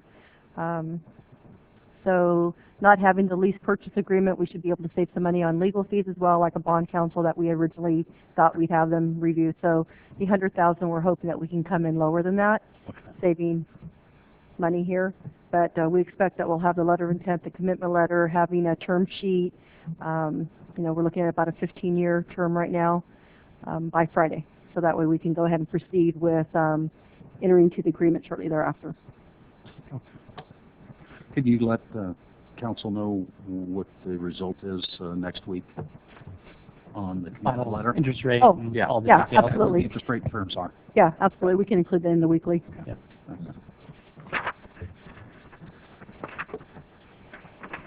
That's all I have. You sure? I'm not in favor of this whole thing, so, but, just asking questions. Okay. That's what we have staff for. Well, and I think, again, this is something that we as a city didn't necessarily want to do. We were told that we had to meter the homes. Right. Well, we have till 2026 to do it. We're doing this real early, and I understand that there's a good argument to make the way we're doing it. I just believe that waiting would have been better. But on the other hand, I've had a lot of people say that they want meters because they feel like they're not paying. And those people that want meters should get meters. Well, that doesn't quite work out that way. Okay. And then who knows next week what the water hoo-ha's wherever are going to change. So that's it's, a lot of it's stuff that they tell you have to get, and who knows next week they could change it 2026 to something else. I mean, come on, look how it's been going. I understand. Yes, good question. Okay, Donna, does anyone else have anything they want to say? Yes, okay. a quick question, please. The semi-ready boxes, are these going to fit right in there?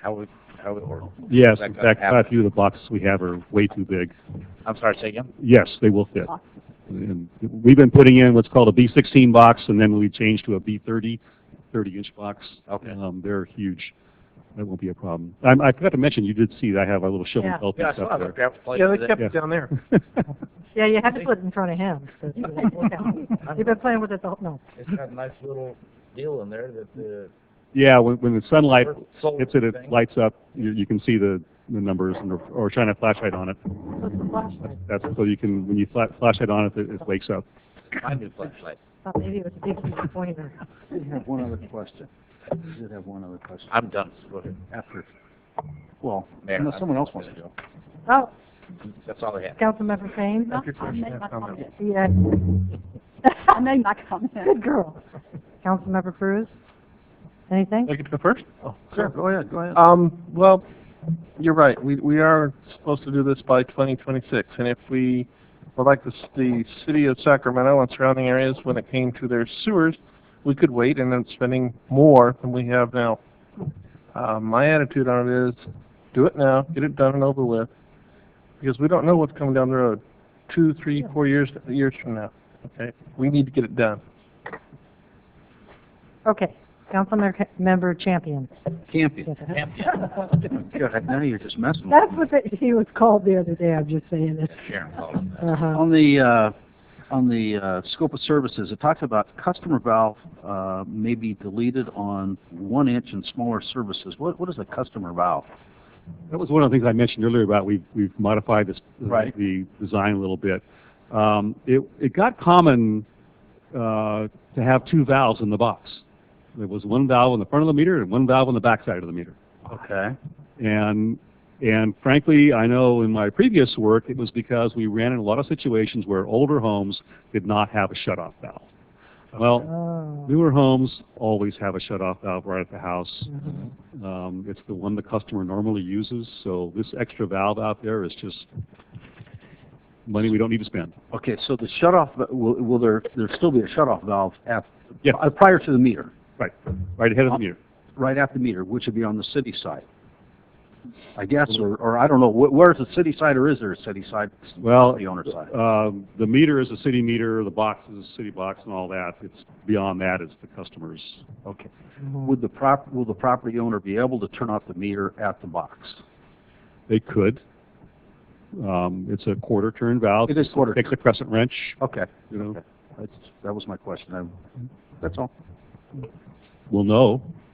What's that? We will know if they do that because the meter will give us a no flow. Well, the problem with the gate valves at the house, they wear out and then they'll start leaking, and if they're in concrete, it's a problem. You would know. Somebody be calling you up on the phone screaming. That's that little gray box that I put up there. 911, I got water in my house. Give me help quick. The tattletale box. Mayor, the motion is more like a term sheet.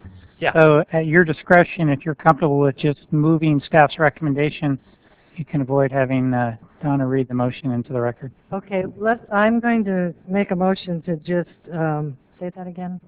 Move staff's recommendation as set forth in the staff report. Staff's recommendation. Really appreciate it. Okay. Do I have a motion? I thought you did have more. Oh, Yeah. do I have a second? Second. And then that's what you're going for. Call for the vote. Councilmember Singleton? Aye. Councilmember Payne? Aye. Councilmember Campion? I'm going to say no. No. I think it's a good program the way it's being done, but I just cannot back it. Councilmember Cruz? Aye. Mayor Powers? Aye. Okay, now we're moving along to, we're going to adjourn City Council, and we're going to go to the Galt Habitation Foundation, correct? Habitat, correct. Habitat Foundation meeting. Roll call, please. Board Member Singleton? Here. Payne? Present. Campion? Here. Cruz? Present. And Powers? Here. Okay, We lost her. we're at the, Sandra, you're going to give a first biennial biologist report, because nothing was on the consent calendar or anything, correct? Okay, on the Swainson Hog Preserve. Thank you. As you know, the city owns a 70-acre Swainson's Hog Habitat Preserve just north of the wastewater treatment plant. We use that to mitigate for the loss of hawk foraging habitat that results from city construction projects. In March of 2012, the Galt Habitat Foundation was formed as a nonprofit corporation to hold the conservation easement and to manage and monitor the preserve in accordance with the adopted management plan.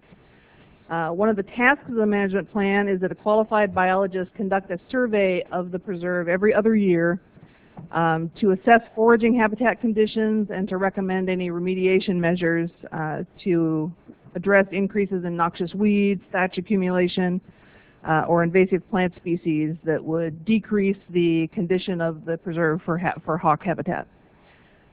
Those recommendations must then be prioritized and implemented by the Galt Habitat Foundation as funding is available. I don't see my biologist here. Dr. Bruce Barnett had 25 years of experience in applied biology, ecology, and habitat assessment. He was the selected consultant. We had 4 qualified proposals. He prepared the report that you have attached as Exhibit A. I was going to have him give the summary of that report, but He bailed. He'll work. it is described in the staff report. Basically, he had 4 recommendations. The first is to leave the grazing cattle on site a little bit longer. By the time when the cattle were removed, the grass gets too tall by the middle of the summer, and the hawks have a hard time seeing prey, so we have to help them see the little critters down there by keeping the grass relatively short for them. I did speak to our grazing the critters. I know. I did speak to our grazing tenant, and he had no problem doing that. So next year he will leave the cattle on. It's about another 15 days that the biologist felt would be sufficient. We've also had a little bit of invasion of yellow star and bull thistle, which are considered invasive species, not conducive to Swainson's hawk habitat. So he's recommending that we do some herbicides out there to remove those stands. There's also some prickly lettuce, and there are some various measures that are in the biologist report for removal of that, which include some herbicides as well, or some mowing. Yellow tarweed was another invasive species that can also be eradicated by either mowing to 4 inches in August or applying an herbicide in early April. So staff is investigating the options and costs to conduct that process with the probably public works staff who does a lot of the herbicide application on other places in the city. We will come back to you with a recommended implementation plan for that when we bring back the annual report in December. And that concludes my report. There's really no action tonight. You're basically just receiving the report. I'd be happy to answer any questions. Okay. Councilmember Cruz? I have a quick question for you. Since we have a protected species, the Swainson hawk, and we're trying to make sure that it can forage and find animals and critters that it eats, what are we going to go about when we decide to go out there and try to protect one of its food sources, primarily the giant garter snake? Where are we at? We're stuck. Yeah, nature is fine with a Swainson's hawk. Don't know that they're not supposed to eat the giant garter snake, and they will do so occasionally. Yes, but is EPA coming after them for doing it? No. I don't believe that they find the hawk. Had to throw ridiculous out there. Okay, so we're just going to take that into information, and thank you very much for the report, Sandy. Thank you, Sandy. Okay, now we're going to adjourn the Galt Habitat Foundation meeting and convene to the Galt Successor Agency. Please roll call, please. Board members Singleton, Present. Payne, present. Campion, Here. Cruz, Here. Powers. Here. No public comment. So the information consent agenda to, I have a motion to approve. So moved. Second. Second. Call for the vote, please. Board members Singleton, Aye. Payne, Campion, Aye. Cruz, Aye. Powers. Aye. Okay, now we're going to adjourn the Galt Successor Agency and reconvene to the Galt City Council. And back to you, Donna. Okay, I just have a few calendar of events. We have the Commission on Aging meeting on August 22nd at the California Room at the Parks and Rec facility. Then city offices are closed for Labor Day on September 2nd, and the Galt Youth Committee has canceled their meeting as well for September 2nd, which brings us back around to the Galt City Council meeting on September 3rd. Thank you. Okay, comments by staff. Yes. Oh, Jason's still here. I'm still here. I don't know if, Gwen, if you want to mention the Golden Heights well, or I will. I think we sent out a email to the council last week. It's up on our website. We had a failure at our deep well, the new one.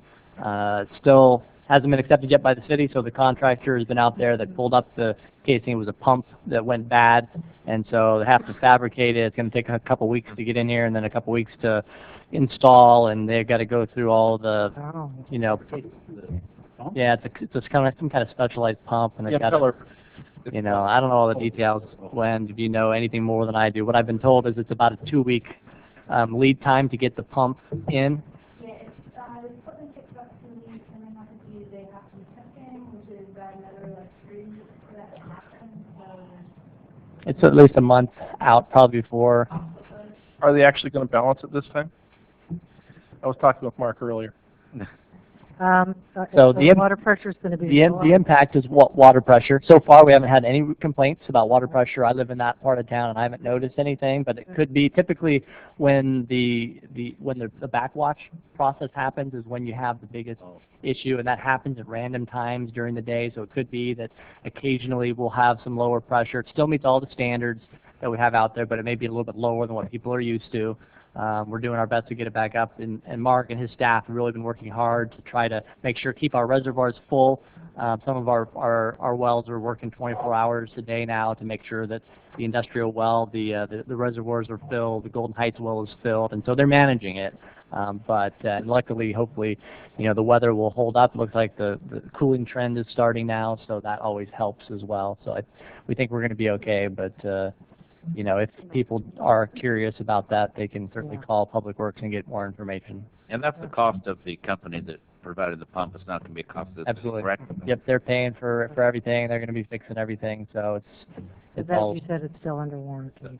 Yep, we haven't even accepted it yet. They're still doing the final, you know, work on it, testing and everything. So they've been good. They came back the next night and they pulled out the pump, and they haven't, you know, said anything. So they're working hard to get it fixed. And that pump's like, what, 400, almost 400 feet down or something? Yeah, it's Really? summer for everybody about 300 and something 300 feet down, but yeah. the well itself goes, Yeah, the well goes. you know, Yeah. 1,600 feet. But what Mark indicated was the pump itself was about 400, 300 and something feet. Okay, any other We staff? researched too. Any other staff? Yes. Okay. The police department started a new program, and we had one of our participants in the audience, but she got up and left. Yes. And that's our Grandma Cop, which started at Greer Elementary on Monday morning. And what they're doing is they're teaching some safety programs to kids from preschool up until 5th grade.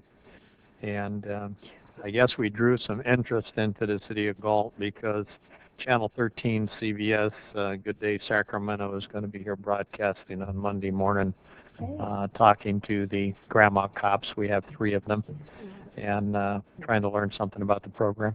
Where's that going to be at? It's at Greer. Greer, okay. Anyone else? I think that's it. Okay, then the council members. Councilmember Campion? I don't have anything. Councilmember Cruz? A couple of things. First, I want to follow up on the water issue. Kudos to Reb, because I understand he's putting a lot of weekends in, making sure that the water system stays up where it belongs. Kudos to him and his crew.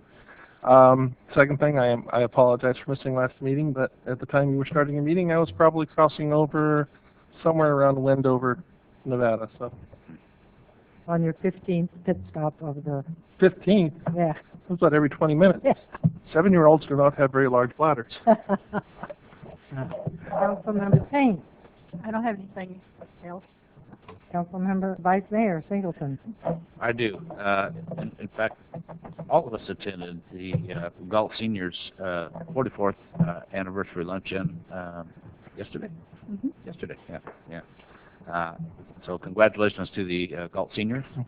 I was honored to be there, and I appreciate all the council that showed up, and with all of us actually. Yeah. It was a good luncheon, and Mr. Behrman was there. Chief Armando. Chief was there, Armando. So Lieutenant Monica. thank you everybody for attending. It was very important to them and very important to me to show the support for that club. So that's all I have. Well, I finally went on my first ride along. It only took me 3 years. I went with Officer Azevedo, and I really had a pleasant experience. And you know, it's kind of funny. I felt safe. I really do feel safe in this town, and I'm not out a lot at night. So you know, when it gets really dark and you're home sitting in your house, sometimes you don't really think about all the stuff that's going on in the city.